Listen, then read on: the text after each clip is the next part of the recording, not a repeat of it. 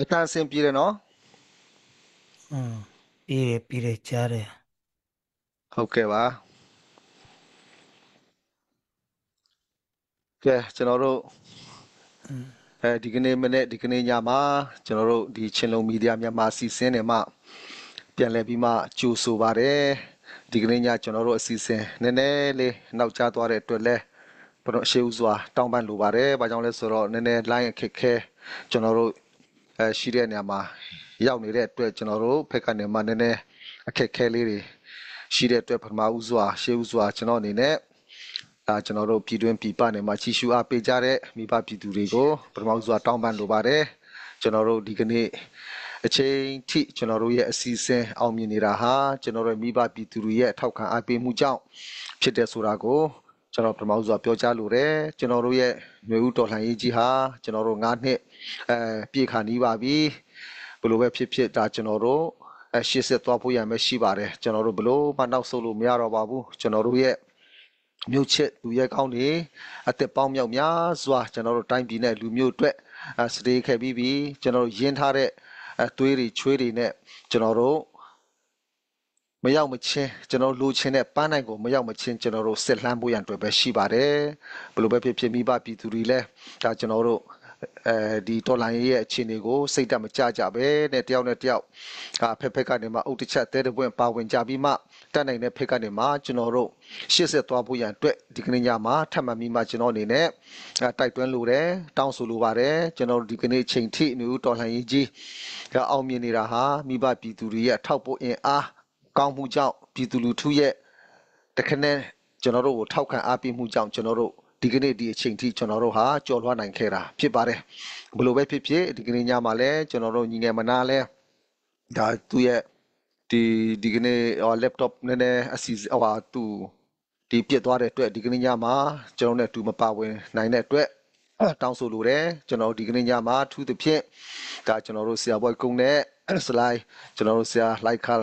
ကျွန်တော်နဲ့တူခုလိုဖိတ်ကြားမှုပေါ်မှာပူပေါင်းပါဝင်ပေးတဲ့အတွက်အထူးပဲကျေးဇူးတင်ကြောင်းပထမစွာပြောကြားလိုတယ်။ဒါဆရာဘွိုက်ဟာဆွန်လဲတကယ်ကိုမအားမလက်တဲ့ကြားတဲ့နေမှာဒါတော်တွင်တနေရနေမှာအခုလိုဒါတိုင်းပြည်နဲ့လူမျိုးအတွက်ဒါရန်ပုံငွေကျွန်တော်တို့ရရှိရဲ့အတွက်ကျွန်တော်တို့မိဘပြည်သူထံကျွန်တော်ဒီအပေးစရာလေးတွေကိုချပြပေးနိုင်ဖို့ရန်အတွက်အခုလိုပါဝင်ပေးတဲ့အတွက်အထူးပဲကျေးဇူးတင်ကြောင်းပြောကြားလိုတယ်။ကျွန်တော်လိုက်ခါလာဆိုလဲကျွန်တော်တို့မြန်မာစီစဉ်မှာပါဝင်ဖူးပါတယ်ကျွန်တော်တို့မြန်မာစီစဉ်နဲ့တော်တော်လေးအကင်းကွာနေလို့ကျွန်တော်တို့ပြန်လဲပြီးမှအခုလိုဖိတ်ကြားမှုပေါ်မှာပါဝင်ပေးတဲ့ပေါ်မှာထူးပဲကျေးဇူးတင်ကြောင်းပြောကြားလိုတယ်အခုကျွန်တော်တို့ရဲ့တိုင်းပြည်ရဲ့လက်ရှိအခြေအနေကိုသုံးသပ်ကြည့်မယ်ဆိုတော့ဒါရွေးကောက်ပွဲအခြေအနေအဆိုလဲဒါသူတို့ကတော့မဖြစ်မနေသူတို့ကတော့ဖြစ်မြောက်အောင်ကျင်းပသွားမှာပဲဒါအာဏာရှင်နိုင်ငံတွေဖြစ်တဲ့အိန္ဒိချင်းနိုင်ငံတွေ၄၅၆နိုင်ငံကတော့သူတို့ကိုထောက်ခံသွားမဲ့သဘောတွေတော့ကျွန်တော်တို့မြင်တွေ့နေရတယ်သတင်းမီဒီယာတွေမှာကြည်ချင်အဖြစ်ဒါပေမဲ့ဘလို့ပဲဖြစ်ဖြစ်ဒါကျွန်တော်တို့ဟာစိတ်ဓာတ်မကြဘူးဇွဲမလျှော့ဘူးကျွန်တော်တို့ဟာရှေ့ဆက်ပြီးမှကျွန်တော်တို့လှုပ်ရှားရှိတာကိုလှုပ်ဖို့တော်လန်စရာရှိတာကိုတော်လှန်သွားဖို့ရန်အတွက်ပဲကျွန်တော်တို့ရှိပါတယ်ကျွန်တော်တို့အားရရှင်တဲ့ဆရာတွေလည်းကျွန်တော်တို့အများကြီးရှိပါတယ်ရှေ့ဆက်ပြီးမှဒါကျွန်တော်ချင်းပြည်နယ်မှာဆိုတော့လုံးဝရွေးကောက်ပွဲကျင်းပလို့မရအောင်ဒါကျွန်တော်တို့ဟာတားဆီးနိုင်မယ်လို့လည်းဒီကနေ့ညမှာယုံကြည်မျှော်လင့်နေအဲ့ဒီຢာတွေနဲ့ပတ်သက်ပြီးမှဒါကျွန်တော်မိဘပြည်သူထံပြောစရာလေးတွေချပြစရာလေးတွေကိုချပြပေးဖို့ရန်အတွက်ပထမဦးစွာအနေနဲ့ဒါကျွန်တော်ဆရာဘွိုက်ကိုအလှည့်ပေးသွားချင်ပါတယ်ဟုတ်ကဲ့ကျေးဇူးတင်တယ်ဟုတ်ကဲ့ကျေးဇူးတင်တယ်ဒီမနေ့ချင်းလုံးမီဒီယာကနေတဆင့်ပြည်သူလူထုတွေကိုလိုအပ်တဲ့ဥစ္စာချပြခွင့်ရတဲ့အတွက်တာမဝမ်းသာပါတယ်ကျွန်တော်အခုတလောကတော့အရင်တုန်းကလို့တိတ်စိတ်မညစ်တော့ဘူး။ဘာကြောင့်စိတ်မညစ်တော့တယ်လဲဆိုရင်တော့လက်ရှိတော်လှန်ရေးအခင်းကျင်းကစီလုံးချင်းဖဲကိုတွားနေတယ်ဆိုတော့ကျွန်တော်သိရတဲ့အတွက်အယံဝမ်းသာတယ်။ဒါချင်းပြည်တစ်ခုလုံးမဟုတ်ဘူး။ The whole မြန်မာတနိုင်ငံလုံးမှာရှိတဲ့တော်လှန်ရေးအင်အားစုတွေအားလုံးကဘာသင်ခန်းစာရကြတယ်လဲဆိုရင်တော့ဘာအတွေ့အကြုံရကြတယ်လဲဆိုရင်တော့ငါတို့ပြီးခဲ့တဲ့အတိုးအတွင်းမှာကြတော့မစီလုံးပဲနဲ့ကိုဟာကိုသူတို့အာတာစိတ်နဲ့ လောက်ကြပြီးတော့မှတော်လှန်ရေးကိုလှုပ်ဆောင်ကြတာဖြစ်ပါတယ်စုပေါင်းနာမည်ကောင်းခြင်းစုပေါင်းအင်အားကိုအဓိကမထားဘဲနဲ့တကူတော့နာမည်ကောင်းတာတို့တကူတော့စွမ်းရည်တို့ဘာတို့ကိုအတုံးချပြီးတော့မှတော်လှန်ရေးလုပ်ခဲ့တာဖြစ်ပါတယ်တော့အခြေအနေကမဟန်တော့ဘူးဆိုတာကျွန်တော်တို့အားလုံးကသိလာတာဖြစ်ပါတယ်စကတံပြန်ထိုးစစ်ဆင်ပြီးတော့မှမြို့တွေအသိမ်းခံတာတို့နောက်ပြီးတော့မှစ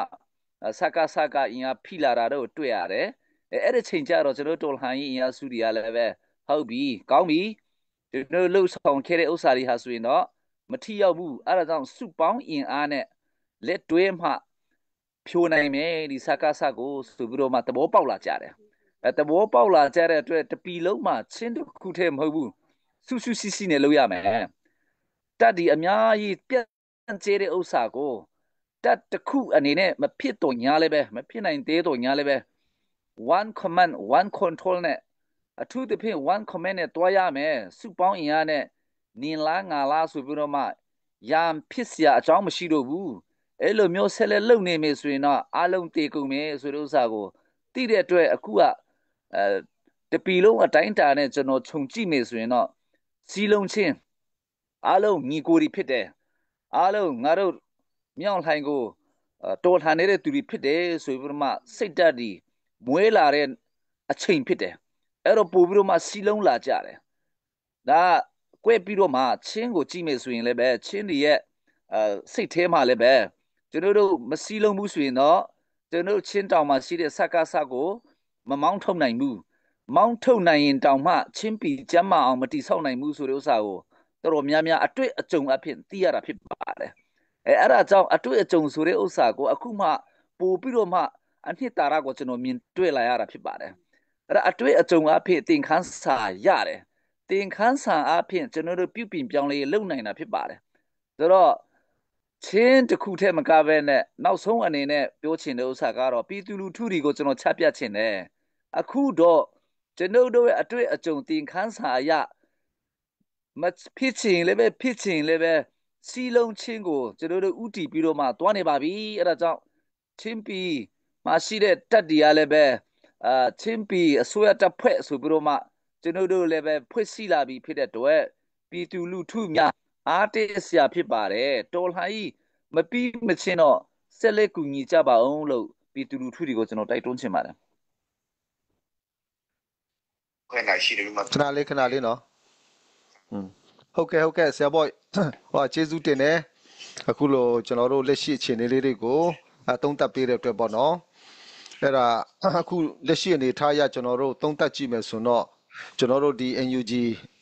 ကောက်ကွေးဝင်ကြီးဥယျာဉ်ဝင်ကိုယ်တိုင်ကလည်း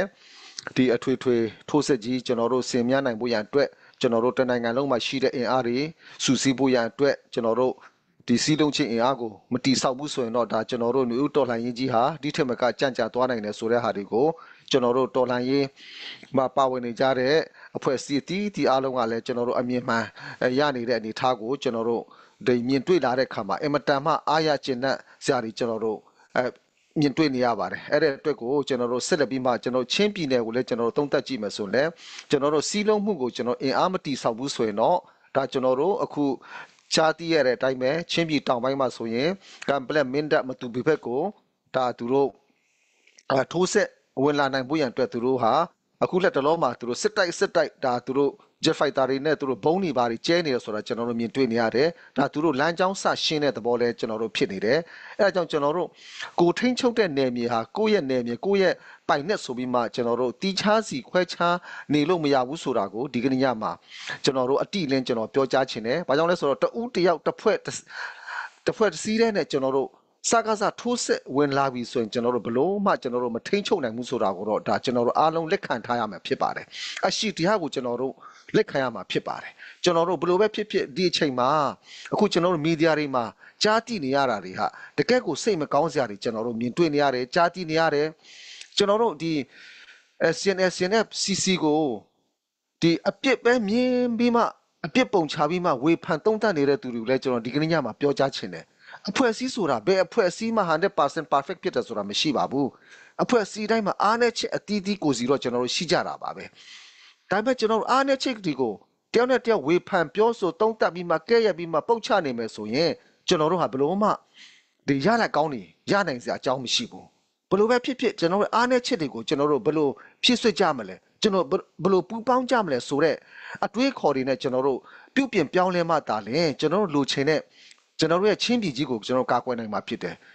အမျိုးသားတန်းတူရေးကိုပိုင်ပြဋ္ဌာန်းခွင့်ကိုကျွန်တော်ရရှိနိုင်မှာဖြစ်တယ်ကျွန်တော်အသက်ပေါင်းမြောက်များစွာစတေးခဲ့ကြတဲ့ကျွန်တော်တို့ရဲ့မြို့ချစ်သူရဲ့ကောင်းကြီးရဲ့ဝိညာဉ်ကိုကျွန်တော်တို့အားနာဖို့ရန်အတွက်အမတန်မှအရေးကြီးပါတယ်အဲကြောင့်ကိုယ့်ရဲ့အဖွဲ့အစည်းကောင်းစားမှုကိုယ့်ရဲ့အဖွဲ့အစည်းအားကြီးမှုကိုယ့်ရဲ့နေရာရလူမှုတွေကိုဘေးဖယ်ပြီးမှကျွန်တော်တို့ရှစ်ဆက်သွားဖို့ရန်အတွက်ကျွန်တော်တို့ဟာစီးလုံးမှုမရှိဘူးဆိုရင်တော့ဒါကျွန်တော်တို့စကပုံမှာရှိတဲ့အတိုင်းပဲနွားကွဲရင်ကြားဆွဲတတ်တယ်ဆိုတဲ့အတိုင်းပဲကျွန်တော်တကွဲတပြားနဲ့ကျွန်တော်သွားနေမယ်ဆိုရင်ဒီထက်မကကျွန်တော်တို့ချင်းပြင်ကြီးရလဲဒီစကားဆက်လက်အောက်မှာကျွန်တော်တို့အချိန်မွေးကြားရောက်သွားနိုင်တယ်ဆိုတာကိုကျွန်တော်တို့ပြန်လဲသုံးသက်ဆင်ခြင်ပြီးမှကျွန်တော်တို့ဒီမြေပြင်မှာလက်တွေ့လောက်ကင်နေကြတဲ့လူကြီးတွေအားလုံးကိုလည်းကျွန်တော်ချင်းအမျိုးသားကိုချစ်တဲ့စိတ်နဲ့ကျွန်တော်တို့ဟာဥဆောင်ပြီးမှသွားနိုင်ဖို့ရန်အတွက်ကျွန်တော်အနေနဲ့တိုက်တွန်းလိုတယ်ပြီးတော့ဆရာဘွိုက်ကိုကျွန်တော်တစ်ချက်လေးဟိုခုနကဖုန်းဆက်ပြီးမှမေးခွန်းမေးလာတာလေးရှိလို့ကျွန်တော်တို့ဒီ complex ဖက်ကအခြေအနေလေးကိုအဲ့ဒါဆရာဘွိုက်ကိုဟိုတီးလို့ရှိရင်တော့နည်းနည်းမေးပေးပါဆိုပြီးမှဖုန်းဆက်လာတယ်အဲ့ဒါကတော့ကျွန်တော်တို့ဒီ complex အမှတ်9ဖက်မှာကျွန်တော်တို့ CC ထောက်ခံတဲ့ဒီပြည်သူလူထုတွေကိုလည်းသူတို့ဖမ်းဆီးတာတွေနှိပ်စက်တာတွေသူတို့ထောင်ဒီအချုပ်ချတာတွေလည်းကျွန်တော်တို့ကြားသိရတယ်အခုလည်းဒီ CB အဖွဲ့တွေကနေမှသူတို့ထိုးစစ်တွေဆင်လာတယ်တိုက်ခိုက်လာလည်းကျွန်တော်မြင်တွေ့နေရတဲ့ခါကျတော့အဲ့ဒီအရာနဲ့ပတ်သက်ပြီးမှဒီလောက်ထိကျွန်တော်တို့ဒီတနိုင်ငံလုံးမှာစကားဆကိုကျွန်တော်တို့တိုက်ခိုက်နေရတဲ့အချိန်မှာကိုယ့်အချင်းချင်းနယ်မြေပြဿနာတွေကိုအခုလိုဒါရန်လိုမှုတွေနဲ့ဖြည့်ရှင်းနေတဲ့အရာတွေနဲ့ပတ်သက်ပြီးမှ update ပေးစရာရှိမလားတဲ့အဲ့ဒါလေးကိုဒါဖုန်းဆက်ပြီးမှမေးခွန်းမေးပေးဖို့ရအတွက်ကျွန်တော်ကိုတောင်းဆိုလာလို့ဆရာဘွိုက်ကိုထပ်မှန်ပြီးမှအနေငယ်ချိန်ထပ်ပေးချင်ပါတယ်ဟုတ်ကဲ့ဒါအကိုကျွန်တော်ပြောနေတာသင်ခန်းစာမရဘူးအတွေ့အကြုံလည်းမရှိဘူးနောက်ပြီးတော့မှမတွေးခေါ်နိုင်ဘူးဆိုရင်တော့ဒါ result ပဲထွက်မှာပေါ့ဒါမေပင်မှာအဲ့ဒါအမှန်တိုင်းပါပဲဒါမေပင်မှာအမှန်တိုင်းပါပဲဒါကိုကျွန်တော်ကတော့ ICNCC ကိုအပြစ်တင်နေတယ်နော်နောက်ပြီးတော့မှ CB ကိုလည်းအပြစ်တင်နေတယ်ဒါ complete နေမြန်မာ complete CDF နဲ့ complete အုပ်ချုပ်ရေးတော့သူတို့လုံနိုင်လားမသိဘူး CB သူတို့ကတော့ CDF complete တပ်ကပဲမာဆယ်လောနဲ့အုပ်ချုပ်တယ်ထင်တယ်ဒါမျိုးတွေကမတင်တော့ဘူးအဲ့ဒါကြောင့်ဟိုတခါတုန်းကကျွန်တော်ကိုဘသူကလည်းမသိဘူးတောင်ဟိုတောင်ပိုင်းဖက်အမေရိကမှာနေတယ်ထင်တယ်ကျွန်တော်ဘယ်လိုပြောတယ်လဲဆိုရင်တော့မောင်ပွေကူခမရပညာရီရှိပြီးတော့မှပညာရှိတယောက်ဖြစ်ပြီးတော့မှစီလုံးချင်းကိုမပြောဘဲနဲ့မင်းကြောင့်စီနဲ့စီပြီးကွဲကုန်မယ်နော်ဒါကအဆနာမရှိအောင်ဖြစ်သွားမယ်ဆိုပြီးတော့မှကျွန်တော်ကိုဆုံးမတယ် online ကနေပြီးရင်နောက်တစ်ခုမှကြတော့သူပဲပြန်တွေ့ပြန်တာကတော့ဒီတခါတော့မောင်ပွေကူကတော်ပြီတော်တယ်သဘောကျတယ်CC အဖွဲ့ဒီကိုဆုံးမလိုက်ပြီး online မှာမဟုတ်မမှမပြောကြနဲ့ဆိုပြီးတော့မှဆုံးမလိုက်ပြီးကျွန်တော်ချီကျူးပြန်ဟောအဲ့တော့ကျွန်တော်ကတော်လှန်ရေးတမငင်းချိုင်းလုံးမြင့်သူမဟုတ်ဘူးကျွန်တော်ကနော်ငင်းချိုင်းလုံးမြင့်သူမဟုတ်ဘူးကျွန်တော်ကတော်လှန်ရေးတမတယောက်ဖြစ်တဲ့အတွက်စကားစကိုလည်းတော်လှန်မယ်ပြီးရင်ဘသူမဆိုပြည်သူလူထုကိုဒုက္ခပေးတဲ့သူပြည်သူလူထုဒီကိုကမောက်ကမဖြစ်အောင်ပြည်သူလူထုဒီကိုစိတ်ဆင်းရဲစေတဲ့လူပုဂ္ဂိုလ်တော်၎င်းအဖွဲ့အစည်းတော်၎င်းကျွန်တော်တော်လှန်နေမှာဖြစ်ပါတယ်အဲ့ဒါကိစ္စကို तू ကနားမလည်ဘူးနဲ့တူတယ်သူခင်ဗျာဆိုတော့ကျွန်တော်ထပ်ပြီးတော့မှ online ကိစ္စနဲ့ပတ်သက်ပြီးတော့နည်းနည်းပြောချင်တယ်ကျွန်တော်တို့စကားပြောတဲ့ဥစ္စာကိုလေကြိုက်တဲ့နေရာမှာဖြတ်ပြီးတော့မှကိုကြိုက်တဲ့ဥစ္စာနဲ့ဆက်ပြီးတော့မှမလုပ်ပါနဲ့ကျွန်တော်တောင်မှ CNF ဘူဟိုကွန်တီဝင်တယောက်ကဘာတော့မှကျွန်တော်ပြောတဲ့ဥစ္စာဘာလဲ CNF CNAD ချင်းလင်းကောင်စီမရှိဘူးဆိုရင်တော့သူတို့တယောက်ထဲနဲ့တော့နိုင်ငံကြီးအရာချင်းပြည်နယ်ကိုဥဆောင်နိုင်မှာမဟုတ်ဘူးဆိုပြီးတော့မှချင်းလင်းကောင်စီဘလို့အကြီးကြီးတလေဆိုတော့စာဘာတော့ကဆွေးနွေးခိုင်းတဲ့ဥစ္စာအဲ့ဒါဘလို့ဖြတ်တောက်လိုက်လေမသိဘူးအဲ့တော့ဖြတ်တောက်ကျုပ်တို့တိုက်ကိုလှုပ်လိုက်တော့အဲ့ဒီဘိုကော်မတီဝင် CNF တယောက်တောင်မှမောင်ပွေကူကအဲ့လိုမပြောတင်ဘူးငါတို့ CNF မှာနေပြီးတော့မှခိုကပ်ပြီးတော့မှပြောတဲ့တယ်ဒါကျွန်တော်ရည်ရတာပေါ့ အဲ့ဒါကြောင့်ကျွန်တော်ပရိသတ်တွေကိုတောင်းပန်ခြင်းတယ်တောင်းဆိုခြင်းတယ်ပြီးရင်မီဒီယာကင်တဲ့သူတွေကိုလည်းပဲတောင်းဆိုခြင်းတယ်ကိုဒုက္ခကျွန်ုပ်တို့ဒုက္ခရောက်အောင်မလုပ်ကြပါနဲ့ပြည်သူလူထုဒုက္ခရောက်အောင်မလုပ်ကြပါနဲ့ကျွန်ုပ်တို့ပြောတဲ့ဥစ္စာကိုအမှန်တိုင်းကို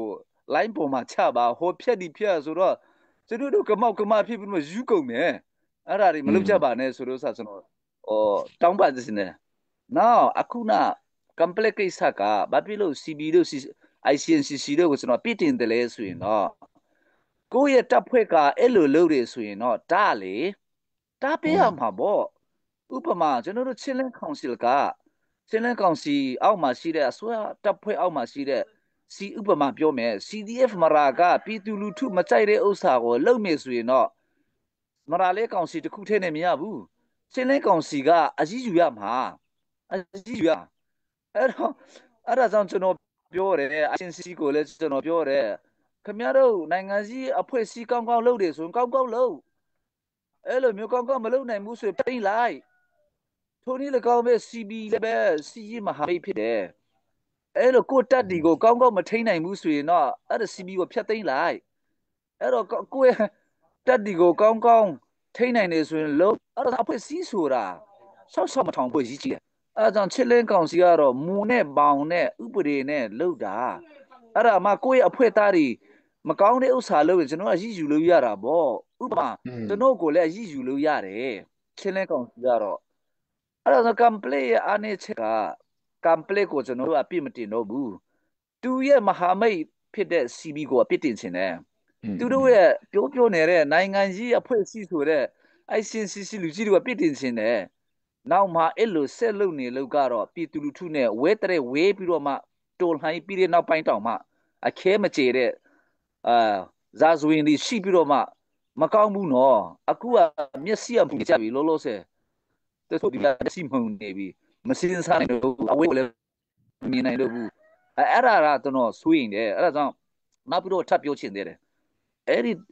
complete မှာ AA တွေအများကြီးရှိတယ်မလုံနဲ့အဲ့ဒါကြောင့် AA နဲ့မပေါင်းနဲ့ဆိုတဲ့ဥစ္စာကျွန်တော်ခဏပြောတာကျွန်တော် AA ကိုမုန်းလို့မဟုတ်ဘူးဥပမာဘသူမဆိုပေါ့ကျွန်တော်ကတော့တင်ငယ်ချင်းတွေကိုရွေးပါတယ်အားလုံးကိုတင်ငယ်ချင်းမဖြစ်နိုင်ဘူးဒါအမှန်ကပဲသူတို့ရဲ့အချင်းစာရိတ္တဆရိုက်ကိုကြည့်ပြီးတော့မှအားတာတော့တင်ငယ်ချင်းအဲ့ဒါကြတော့အလုပ်အတူလုပ်တာအတူနေရတာအဲ့ဒါကြတော့တွေ့လို့လူမှုကြီးအနေနဲ့ဆက်ဆံတာကျွန်တော်အများကြီးခွဲခြားထားတယ်ဆိုတော့မဟာမိတ်နဲ့ပေါင်းတဲ့ဥစ္စာတွေလည်းဘသူဘွားလဲဆိုတဲ့ဥစ္စာကိုလည်းပဲ CBD ကိုလည်းပြန်သတိပေးခြင်းတယ်ဆိုတော့အဲ့ဒါသူတို့နဲ့ AA နဲ့ပေါင်းပြီးတော့မှ complete လူထုရော complete မှာရှိတဲ့ကျွန်တော်တို့ချင်းလင်းကောင်စီနဲ့ဆက်ဆက်တဲ့အဖွဲ့အစည်းတွေရောအဲ့လိုမျိုးမောင်းထုတ်နေလို့ခြေမဟုတ်နေလို့ခင်ဗျားတို့ဘာရမှာလဲအဲ့ဒါကျွန်တော်ပြောချင်တယ်ဒီစကားကိုလည်းပဲကြားမြင်ဆိုရင်တော့မောင်ပွေကူကတွေ့ခွေးကြီးကိုပြောပြန်ပြီလို့ပြောမယ်ကျွန်တော်မဆိုင်ဘူးအဲ့ဒါထောက်ပြတာဆိုတော့ပထမမှာလဲကျွန်တော်ပြောပြီးသားစီးလုံးချင်းကိုကျွန်တော်တို့တွားနေပြီတင်ခန်းစာရကြပြီအဲ့လိုမျိုးအချိန်မှနားမလေပဲနဲ့အချင်းချင်းတိုက်ခိုက်နေတယ်ဆိုရင်တော့ရန်ဆနေတယ်ဆိုရင်တော့ကျွန်တော်ကတော့မပြောတတ်တော့ဘူးအဲ့တော့ဖျားကပဲလာမြင့်ကြီးကဆင်းပြီးတော့မှဆုံးမမှာပဲရမှာဆိုတော့အဲ့ဒါလေးပဲကျွန်တော်တင်ပြချင်တာပါကျေးဇူးတင်တယ် ဟုတ်ကဲ့ကျေးဇူးတင်တယ်တော်တော်လေးပြည့်စုံပြောပြပေးတဲ့အတွက်ပေါ့နော်ကျွန်တော်မေးခွန်းမေးမဲ့ဟာလေးလဲတခါတည်းဖြေသွားတဲ့ပုံမှာလဲကျေးဇူးတင်တယ်ဘာကြောင့်လဲဆိုတော့ဒီ online ပေါ်မှာဒီဗောက်တော့မှာပြောသွားတဲ့ကိစ္စကိုဖြတ်ညက်ကတ်လုပ်ပြီးမှသူတို့ပြောသွားတဲ့ကိစ္စလဲအခုလိုပြန်လဲပြီးမှရှင်းပြပေးတဲ့အတွက်အထူးပဲကျေးဇူးတင်တယ်ကျွန်တော်တို့ຫນွေဦးတော်လှန်ရေးစ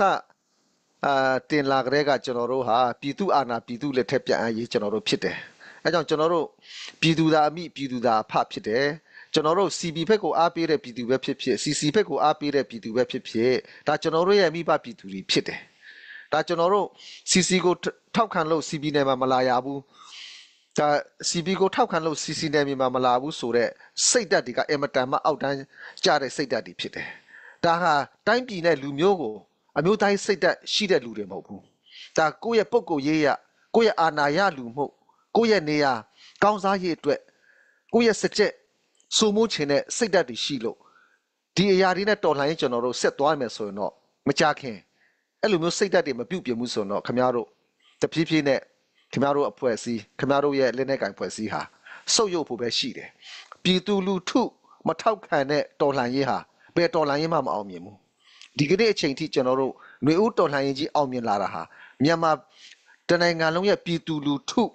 ရဲ့အားလုံးရဲ့ထောက်ခံအားပေးမှုကြောင့်ကျွန်တော်တို့ဒီအတိုင်းအတာထိရောက်လာတာဆိုတာကိုကျွန်တော်တို့မမေ့ဖို့ရန်အတွက်ကျွန်တော်အမတန်မှအရေးကြီးပါတယ်။အဲကြောင့်ပြည်သူလူထုကိုကျွန်တော်တို့ဒုက္ခမပေးဖို့ရန်အတွက်အမတန်မှအရေးကြီးတယ်။ပြည်သူလူထုရဲ့ကျိန်စာခင်ဗျားတို့မိမယ်ဆိုရင်တော့ဒါဘယ်အရာကမှကျွန်တော်တို့ခွင့်လွှတ်လို့မရတဲ့အရာဖြစ်တယ်။အဲကြောင့်ဘယ်လိုပဲဖြစ်ဖြစ်ဒါကျွန်တော်တို့ပြည်သူလူထုကိုကျွန်တော်တို့ဦးစားပေးပြီးမှတော်လှန်ရေးကိုရှေ့ဆက်သွားဖို့ရန်အတွက်အမတန်မှအရေးကြီးတယ်ပြီးတော့အခုကျွန်တော်တို့တော်လှန်ကျွန်တော်ချင်းပြည်နယ်ရဲ့တော်လှန်ရေးကိုကျွန်တော်သုံးသပ်ကြည့်တဲ့အခါမှာတချို့လူတွေကမပူပေါင်းချင်တဲ့အဓိကအကြောင်းရင်းတွေကိုကျွန်တော်သိတဲ့လောက်လေ့လာကြည့်တဲ့အခါမှာကိုနေရာမရရင်ကိုလူကြီးမလုပ်ရရင်နော်ဘယ်လိုခေါ်မလဲမပူပေါင်းချင်တဲ့စိတ်တွေကပုံများနေကြတယ်ကိုကလူကြီးလောက်ရမှကိုကနေရာရမှကိုကယာထူးရမှကျွန်တော်တို့ကနေရာလိုချင်လို့ယာထူးရချင်လို့မဟုတ်ဘူးကျွန်တော်ချင်းမျိုးသားလွတ်မြောက်ချင်လို့မြန်မာနိုင်ငံကြီးလွတ်မြောက်ချင်လို့စစ်ကြွဘဝနေမှာကျွန်တော်လွတ်မြောက်ချင်လို့တော်လိုင်းလုပ်နေကြတာဖြစ်တယ်အာနာလောကကြီးမှာတည်မြဲတဲ့အရာဆိုတော့ဘယ်ရာမှမရှိဘူးစင်ရတာလည်းမတည်မြဲဘူးချမ်းသာတာလည်းမတည်မြဲဘူးနော်အာနာဆိုတာလည်းမတည်မြဲပါဘူးယာထူးဆိုတာလည်းမတည်မြဲပါဘူးကိုယ့်ရဲ့လုပ်ရက်ပေါ်မှာမူတည်ပြီးမှပြည်သူလူထုကထောက်ခံအားပေးမှတင်မြောက်လာလို့ရှိရင်ဒါနေရဆိုတာရလာမှာပဲကိုယ့်ရဲ့လှုပ်ဆောင်မှုနဲ့လက်တွေ့ပြပြီးမှကျွန်တော်တို့တော်လှန်ရေးကိုရှစ်စစ်ဥဆောင်သွားမှသာလျှင်ကျွန်တော်တော်လှန်ရေးကြီးဟာအောင်မြင်နိုင်မှာဖြစ်တယ်ဆိုတာကိုဖြစ်ဆက်ပြီးမှကျွန်တော်ပြောကြားခြင်းနဲ့အခုချိန်မှာတော့စလိုင်းလိုက်ခါကိုကျွန်တော်ဆက်လက်ပြီးမှအချိန်ပေးသွားခြင်းနဲ့ကျွန်တော်တို့ဒီမြန်မာနိုင်ငံရဲ့တော်လှန်ရေးမျိုးတော်လှန်ရေးရေးပေါ်မှာတော်လကောင်းကျွန်တော်ချင်းပြည်ရဲ့လက်ရှိတော်လှန်ရေးပေါ်မှာတော်လကောင်းသူ့ရဲ့စိတ်ထဲရှိရာမိဘပြည်သူထံချပြခြင်းတဲ့အရာတွေကိုဒီအချိန်မှာပေါ့ပေါ့ပါပါနဲ့လွတ်လွတ်လပ်လပ်နဲ့ချပြပေးဖို့ရန်အတွက်အခုချိန်မှာစလိုက်လိုက်ခါကိုအချိန်ပေးသွားချင်ပါတယ်ကဲအားလုံးကိုကျေးဇူးတင်ပါတယ်ဒီညအထူးသဖြင့်ပထမဆုံးအနေနဲ့ကျွန်တော်ပြောချင်တာကတော့ကျေးဇူးတင်စရာလည်းဖြစ်ပါတယ်ဗာလဲဆိုတော့ဒီညမှာကျွန်တော်တို့ချင်းပြည်အစိုးရရဲ့Vice President နဲ့အတူတကွဆွေးနွေးခွင့်ရတဲ့အတွက်ကြောင့်အထူးပဲဝန်တာကုန်ယူပြီးတော့ခြေနဲ့နှိပါတယ်ပီတိဖြစ်ပါတယ်ပြီးတော့လေးစားပါတယ်လို့လည်းဒီကနေ့ပြောချင်တယ်အရန်ကိုကျွန်တော်ဝန်တာပြီးတော့ခံစားမိပါတယ်လို့ကျွန်တော်တို့ဒီချင်းပြည်အစိုးရဖွဲ့ခါစကားနဲ့ကျွန်တော်လေ့လာတဲ့လောက်ဒီအခုပါဝင်ပေးတဲ့ဆရာဘွေကုန်းကိုလည်းကျွန်တော်စကားပြောတဲ့ဟာတွေကိုလည်းကျွန်တော်နားထောင်တယ်ဒီကျွန်တော်တို့ချင်းပြည်အစိုးရအကြောင်းကိုလည်းတက်နိုင်ဆုံးသူတို့စာထုတ်တဲ့ဟာတွေကိုလည်းကျွန်တော်တက်နိုင်ဆုံးဖတ်ပြီးတော့လေ့လာတဲ့ခါမှာတော်တော်လေးကိုကျွန်တော်ကနိုင်ငံရေးတိတ်နားမလည်ပဲမဲ့ကျင်းနစ်မိတယ်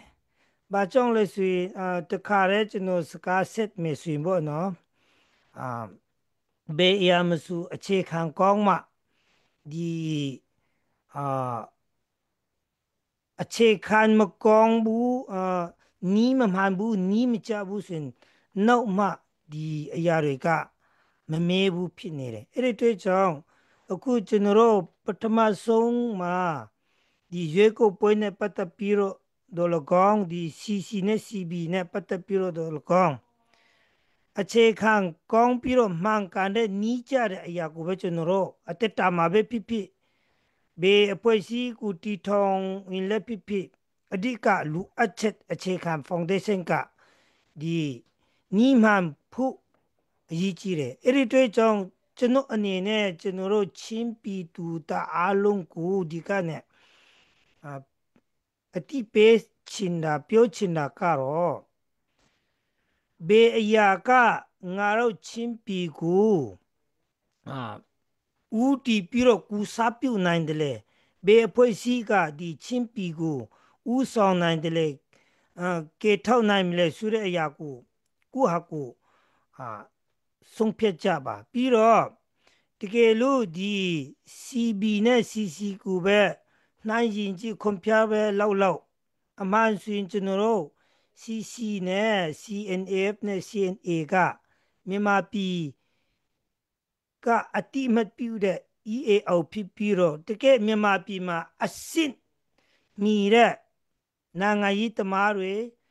အစိုးရတွေဖြစ်တယ်ဒီဟာတွေကိုကောင်းကောင်းလေ့လာမယ်ဆိုရင်ကိုဟာကိုလူတိုင်းကသမင်းစားတဲ့လူတိုင်းကတော့တည်တည်ပြီလို့ကျွန်တော်ယူဆတယ်။ဘာကြောင့်လဲဆိုရင်ဥပမာအဖြစ်ကျွန်တော်ပြောမယ်ဆိုရင်အတိတို့တစ်ခုကိုကြည့်မယ်ကျွန်တော်ချင်းတွေကအများအပြားခရိယန်ဖြစ်တယ်။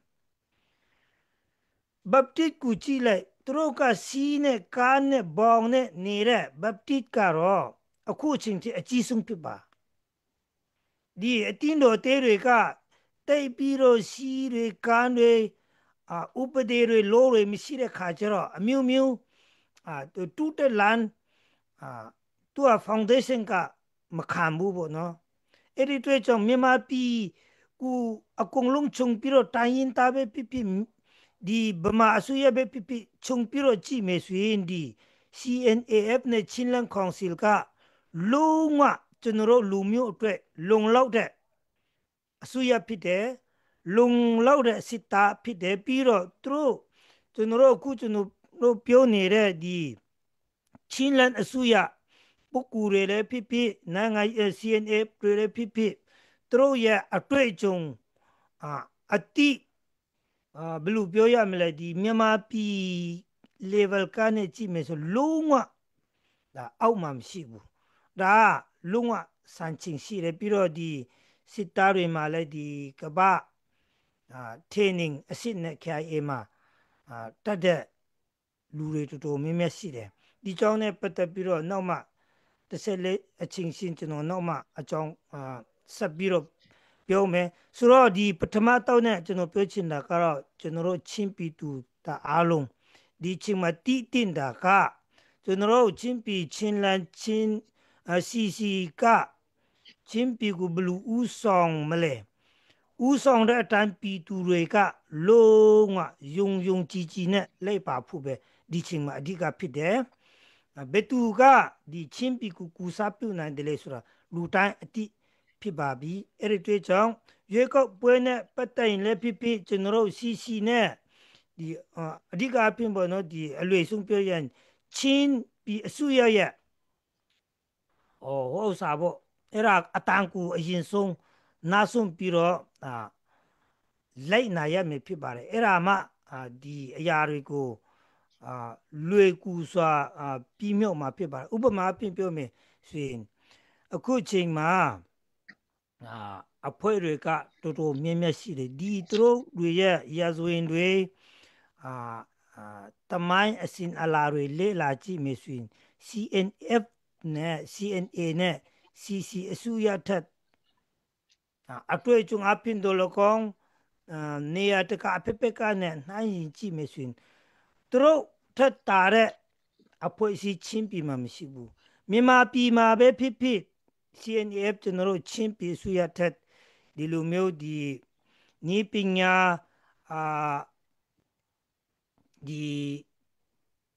ဘယ်လိုပြောမလဲကျွန်တော်ကဒီနိုင်ငံရေးနဲ့ပတ်သက်တဲ့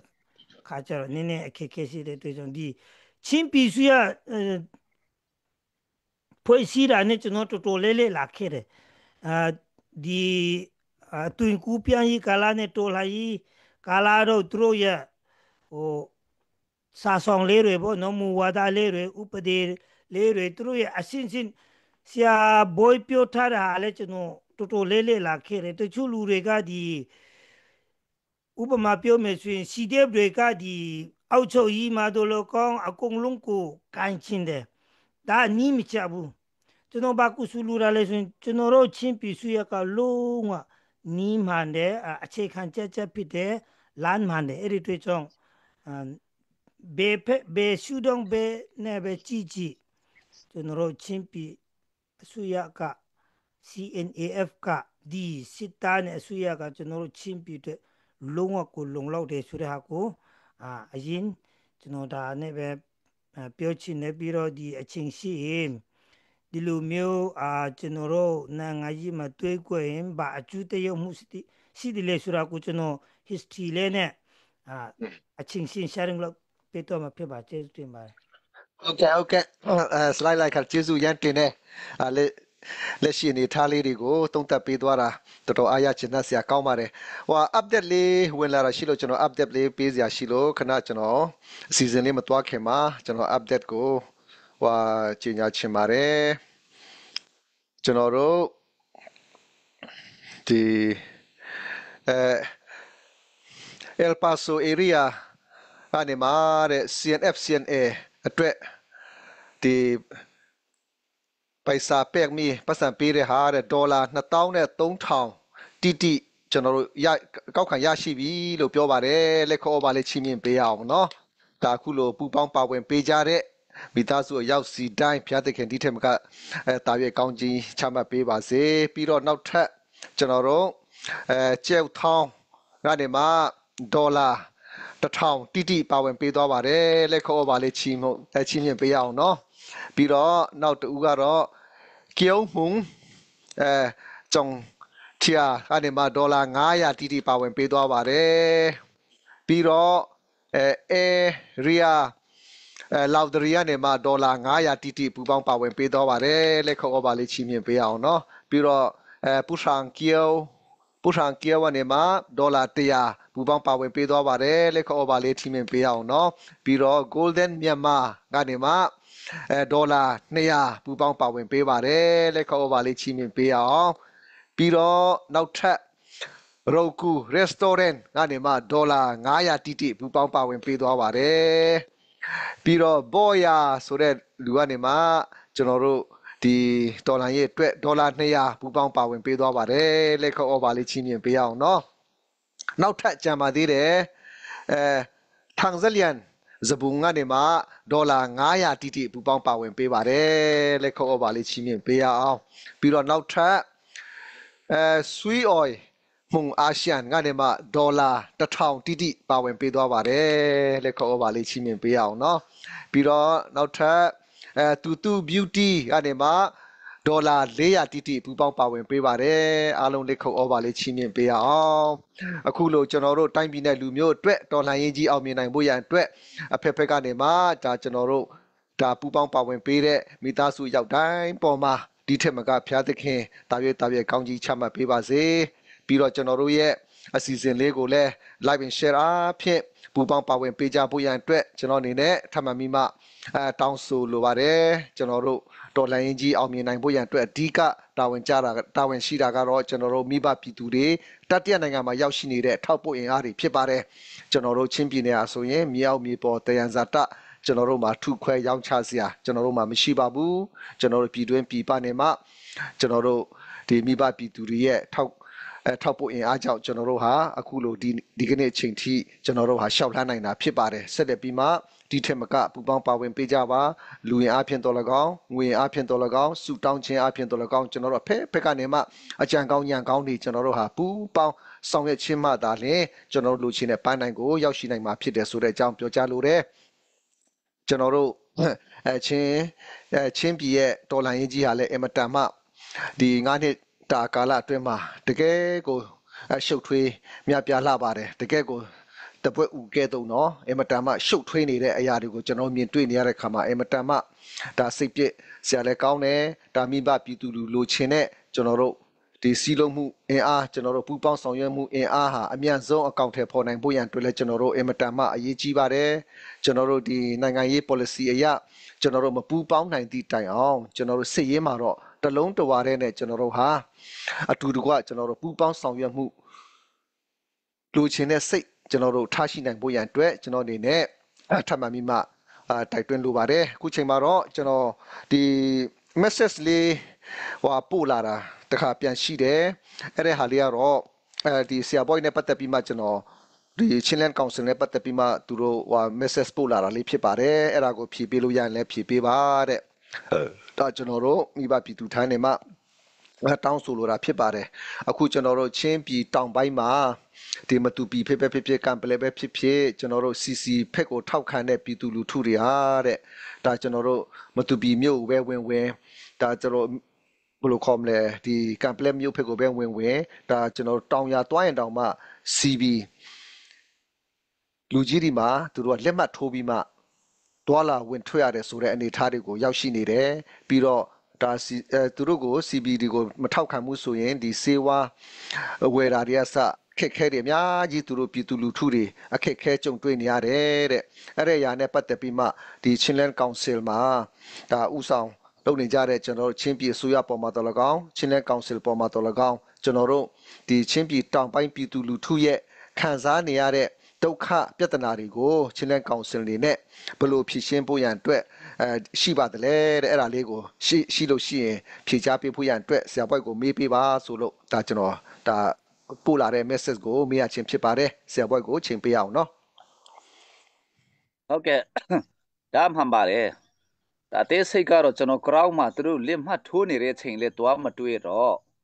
ကျွန်တော်ကတော့မျက်မြင်ကိုတွေ့တော့မဟုတ်ပေမဲ့ကျွန်တော်ကြည့်ပါတယ်ဖြစ်မှာပါအဲ့တော့ကျွန်တော်စိတ်ညစ်တာတစ်ခုနဲ့ဝမ်းနေတာတစ်ခုက CB အဖွဲ့တွေကပြည်သူလူထုတွေကိုမယုံကြည်တော့တာကတော့အင်မတန်မှဝမ်းနည်းစရာကောင်းပါတယ်လို့ပထမဆုံးပြောချင်တယ်နိုင်ငံကြီးလုပ်ပါတယ်ဆိုမှလူထုကိုမယုံတော့ဘူးဆိုရင်တော့ဘာဖြစ်တယ်လဲဆိုတဲ့ဥစ္စာကတော့ပြည်သူလူထုစဉ်းစားကြတော့အဲ့တော့အခုကကဲပြည်သူလူထုကချင်းလန်းကောင်စီကိုထောက်ခံလုပ်နေမှာပေါ့အဲ့ဒါတိုင်းဆိုရင်တော့ကျွန်တော်တို့ပြည်သူလူထုကချင်းလန်းကောင်စီကိုထောက်ခံပြီးတော့မှချင်းလန်းကောင်စီကိုမုန်းနေတဲ့ CB ကအုပ်ချုပ်ရေးလုပ်တဲ့သူတွေရောတက်ကသူတွေရောအဲ့လိုမျိုးလုပ်နေနေဆိုရင်တော့ငါတို့ချင်းလန်းကောင်စီကနဲ့ဟေးတွားချဘာတွေလုပ်ကြဆိုတဲ့ဥစ္စာကိုကျွန်တော်တို့ချင်းလန်းကောင်စီကမလုပ်ပါဘူးအကြမ်းနည်းနေတော့ဘယ်တော့မှကျွန်တော်တို့ကမလုပ်ဖို့အတွက်စိမ့်ပိုက်ဖြတ်ထားတယ်တော့လွန်လာပြီဟေးကိုယ့်ရဲ့မတရားမှုကမြင့်မားလာပြီဟေးဆိုရင်တော့ဥပမာကြည့်လိုက်လေပေါ်မှာရိခဒါမှာခွာငုအုတ်ချုပ်ကြီးကိုရှင်တဲ့ကမမျှော်လိမဲ့နဲ့တွားပြီးတော့မှဖြုတ်ခွင်းလိုက်တယ်လေဖြုတ်ခွင်းလိုက်ပြီဟေးဆိုရင်တော့အဲ့ဓာဒီကတော့ဒီတိုင်းပဲဆက်ကြည့်လို့မရတော့ဘူးပေါ့ဆက်ကြည့်လို့မရတဲ့ခါကျတော့သူတို့ကတွားရှင်းတာပေါ့သူတို့တပ်ဖွဲ့ဖြစ်တဲ့စီနေကတွားရှင်းတာပေါ့အဲ့လိုမျိုးတွေမဖြစ်စေချင်ဘူးအချင်းချင်းတိုက်နေလို့ပါရမှာလဲသူများတွေရဲ့လက်ခုပ်တီးပြီးတော့မှရီမိုးတာပဲခါမှာပေါ့အဲ့ဒါကြောင့်အဲ့လိုမျိုးဖြစ်နေတာအုတ်ချွေးကောင်းကောင်းလုပ်ကြပါဦးမူးနဲ့ပေါင်နဲ့နေကြပါဦးတပုံလိုဓမြလိုမနေကြပါနဲ့လို့ခဏပြောတာအဲ့တော့ကျွန်တော်ကလည်းဟိုဖက်ချန်ကိုလည်းပဲအဲ့လိုကြံရံပေးတယ်နော်ဝေဖန်တယ်ကျွန်တော်ချင်းလန်းကောင်စီကိုလည်းပဲအကြံဉာဏ်ပေးတယ်အစည်းအဝေးမှာရောအများကြီးကျွန်တော်ကပြောတယ်ပြုပြင်ပြောင်းလဲဖို့ကျွန်တော်ချင်းလန်းကောင်စီမှာဆိုရင်တော့ပြီးရင် online ကနေတဆင့်ပြည်သူလူထုတွေကိုလည်းပဲတိုင်တာတောတာတို့ရှိတယ်အခုခင်ဗျားတို့နားလေဖွင့်အတွက်တော့ online ကနေကျွန်တော်တို့စကားပြောပြီးဟေးဆိုရင်တော့မောင်ဘွေကုန်းဒီငါတို့အကြောင်းကိုတက်မပြောပေမဲ့ခြုံငုံပြီးတော့မှပြည်သူလူထုကိုတိုင်ကြားနေပါတယ်ဆိုတော့စာသဘောပေါက်လိုက်လေအဲ့ဒါတခါလေကျတော့ချင်းလင်းကောင်စီမှာရှိတဲ့ကျွန်တော်ရဲ့လုပ်ဖို့ကင်ဖက်တွေနည်းနည်းအသိငယ်တဲ့သူတွေပေါ့ပွင့်ပွင့်လင်းပြောမယ်ဆိုရင်တော့နိုင်ငံကြီးအရာအတွေ့အကြုံနေတဲ့သူတွေလည်းခေါ်မှာပေါ့သူတို့ကတော့သဘောမကျဘူးတခါလေကျတော့သူကနိုင်ငံကြီးမလုပ်ဘူးတချို့ကတော့ဝန်ထမ်းကနေလာတယ်နိုင်ငံကြီးနားမလဲတဲ့သူလည်းရှိတယ်အဲ့ဒါနဲ့သူတို့လူချင်းတာကဆဘွေကူကအဲ့လိုမပြောဘဲနဲ့အားလုံးကောင်းပါတယ်ညီငွတ်ကြပါတယ်ဆိုတာသူတို့ပြောစီချင်တာဒါမရဘူးနိုင်ငံကြီးတမားဆိုတာစကားပြောတတ်ရမယ်စကားလည်းမှန်ကန်အောင်ပြောရမယ်အမှားကိုမပြောရဘူးအမှန်တရားကိုပြောတဲ့အချိန်မှာလည်းပဲတက်ဆိုင်တဲ့သူထိတော့အောင်လည်းပြောတတ်ဖို့လိုတယ်ဒါလူချင်းတဲ့ဥစ္စာသူတို့ပြောင်းလဲစေချင်တာအဲ့ဒါနိုင်ငံရေးတမိုင်းအလုပ်ပြီးရင်ဒုတိယနိုင်ငံရေးတမိုင်းအလုပ်ကတော့စီမံခန့်ခွဲမှုကောင်းလုပ်တတ်ရမယ်အဲ့ဒါဒုတိယချက်ပြည်သူလူထုအတွက်အကျိုးပြုတဲ့ဥစ္စာပြည်သူလူထုလိုလားတဲ့ဥစ္စာပြောနေရမယ်ကိုယ်တငယ်ချင်းတွေကိုလို့ဖို့ကင်ဖြစ်တဲ့အစိုက်ကိုမလုပ်ရဘူးအမှန်မှာပြည်သူလူထုအစိုက်ကိုရင်လုပ်ပြီးတော့မှသူတို့လည်းစိုက်အောင်လုပ်ရမယ်အဲ့တော့မဟုတ်ဘဲနဲ့ကျွန်တော်တို့အခုတော်လှန်ရေးအဖွဲ့အစည်းတွေတော်တော်များများကလည်းကိုအချင်းချင်းအစိုက်ပဲလုပ်ပြီးတော့မှပြည်သူလူထုအစိုက်ကိုမလုပ်ဖို့အတွက်သူတို့ရည်ရွယ်နေသလားလို့ကျွန်တော်မြင်တယ်ဥပမာဆဆန်းငါနဲ့ကျွန်တော်နဲ့အတူတူလုပ်တယ်ဆဆန်းငါကပြည်သူလူထုမကြိုက်တဲ့ဥစ္စာမတမာမှုလုပ်တယ်ကျွန်တော်ကဆဆန်းငါရဲ့နာမည်ကိုမပြောပေမဲ့တိုက်ဆိုင်အဖြစ် အဲ့လိုဖြစ်နေတယ်ဆိုတော့ပြောမယ်ဆိုရင်တော့ဆက်ဆန်းကကျွန်တော်မုန်းပြန်ပြီကျွန်တော်ခရုမဆိုင်ဘူးခင်ဗျားမုန်းတာကျွန်တော်ခရုမဆိုင်ဘူးပြည်သူလူထုအတွက်ဆိုရင်တော့ရတယ်အဲကြောင့်ဒီခါလေးကျတော့ကျွန်တော်လှုပ်ဖို့ကင်ဖေးတွေကလည်းပဲတိတ်မတိသေးတာလည်းပါတဲ့ခါကျတော့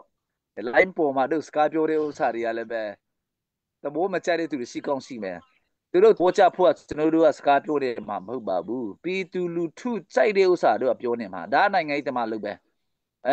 အဲ့ဒါကျွန်တော်တို့ဟိုင်းကလာကွက်ကြတာကအချင်းချင်းကိုပနာရိုက်ပြီးတော့မှ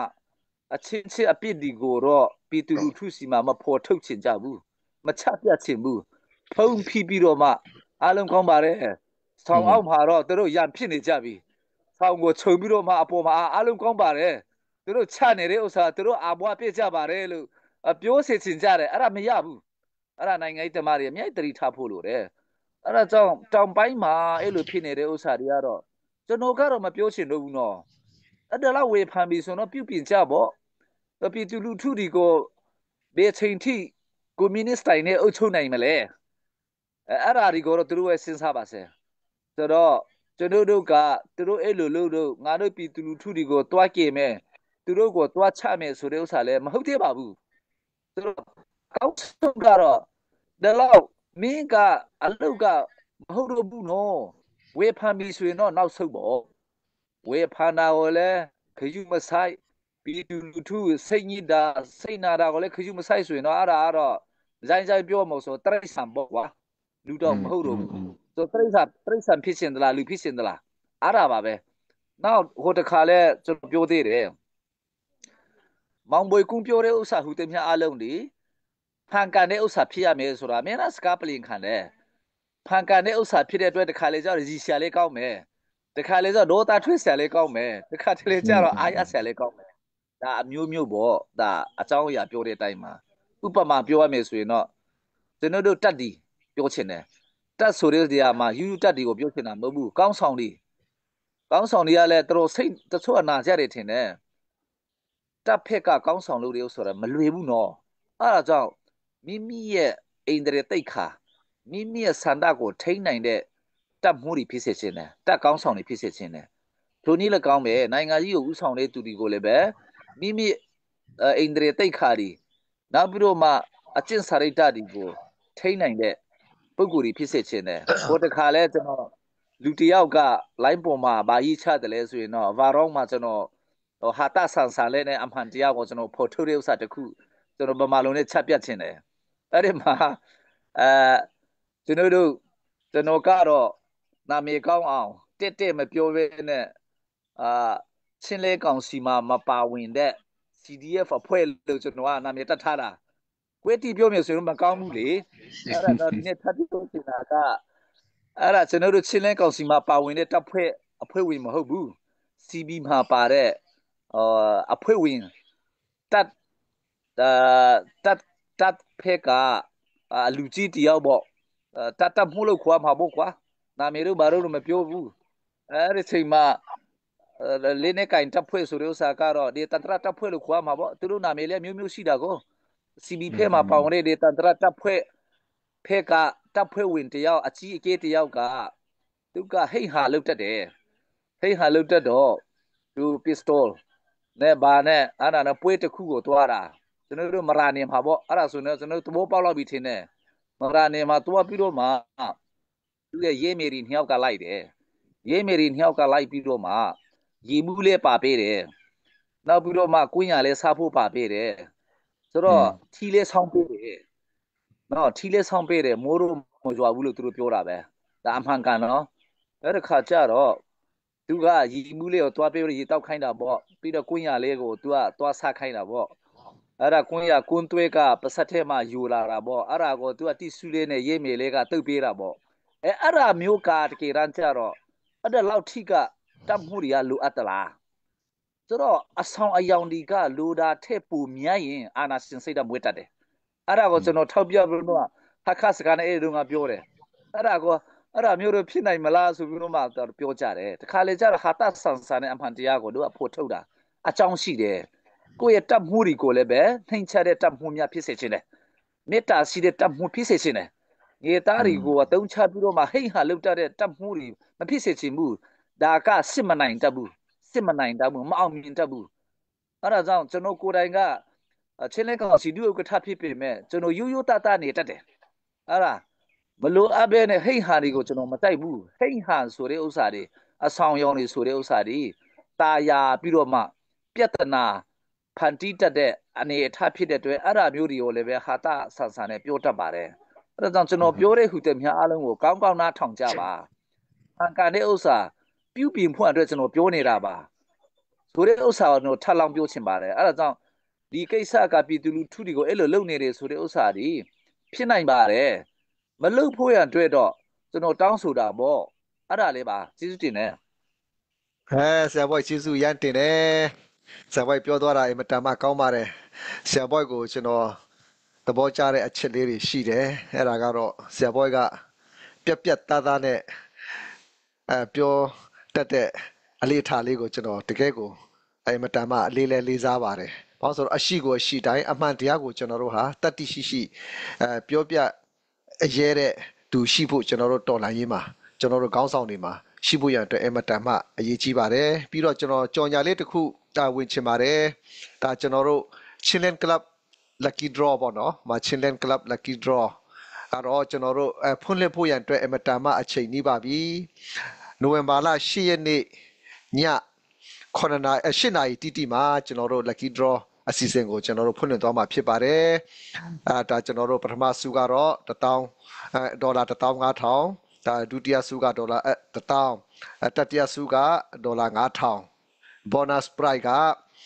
ဒီ2000တန်း5ဆုပါမယ်ပြီးတော့ bonus prize နောက်တစ်ခုကတော့1000တန်း10ခုပါမယ်အဲကြောင့်ကျွန်တော်တို့ဒီကနေ့အချိန်မှာ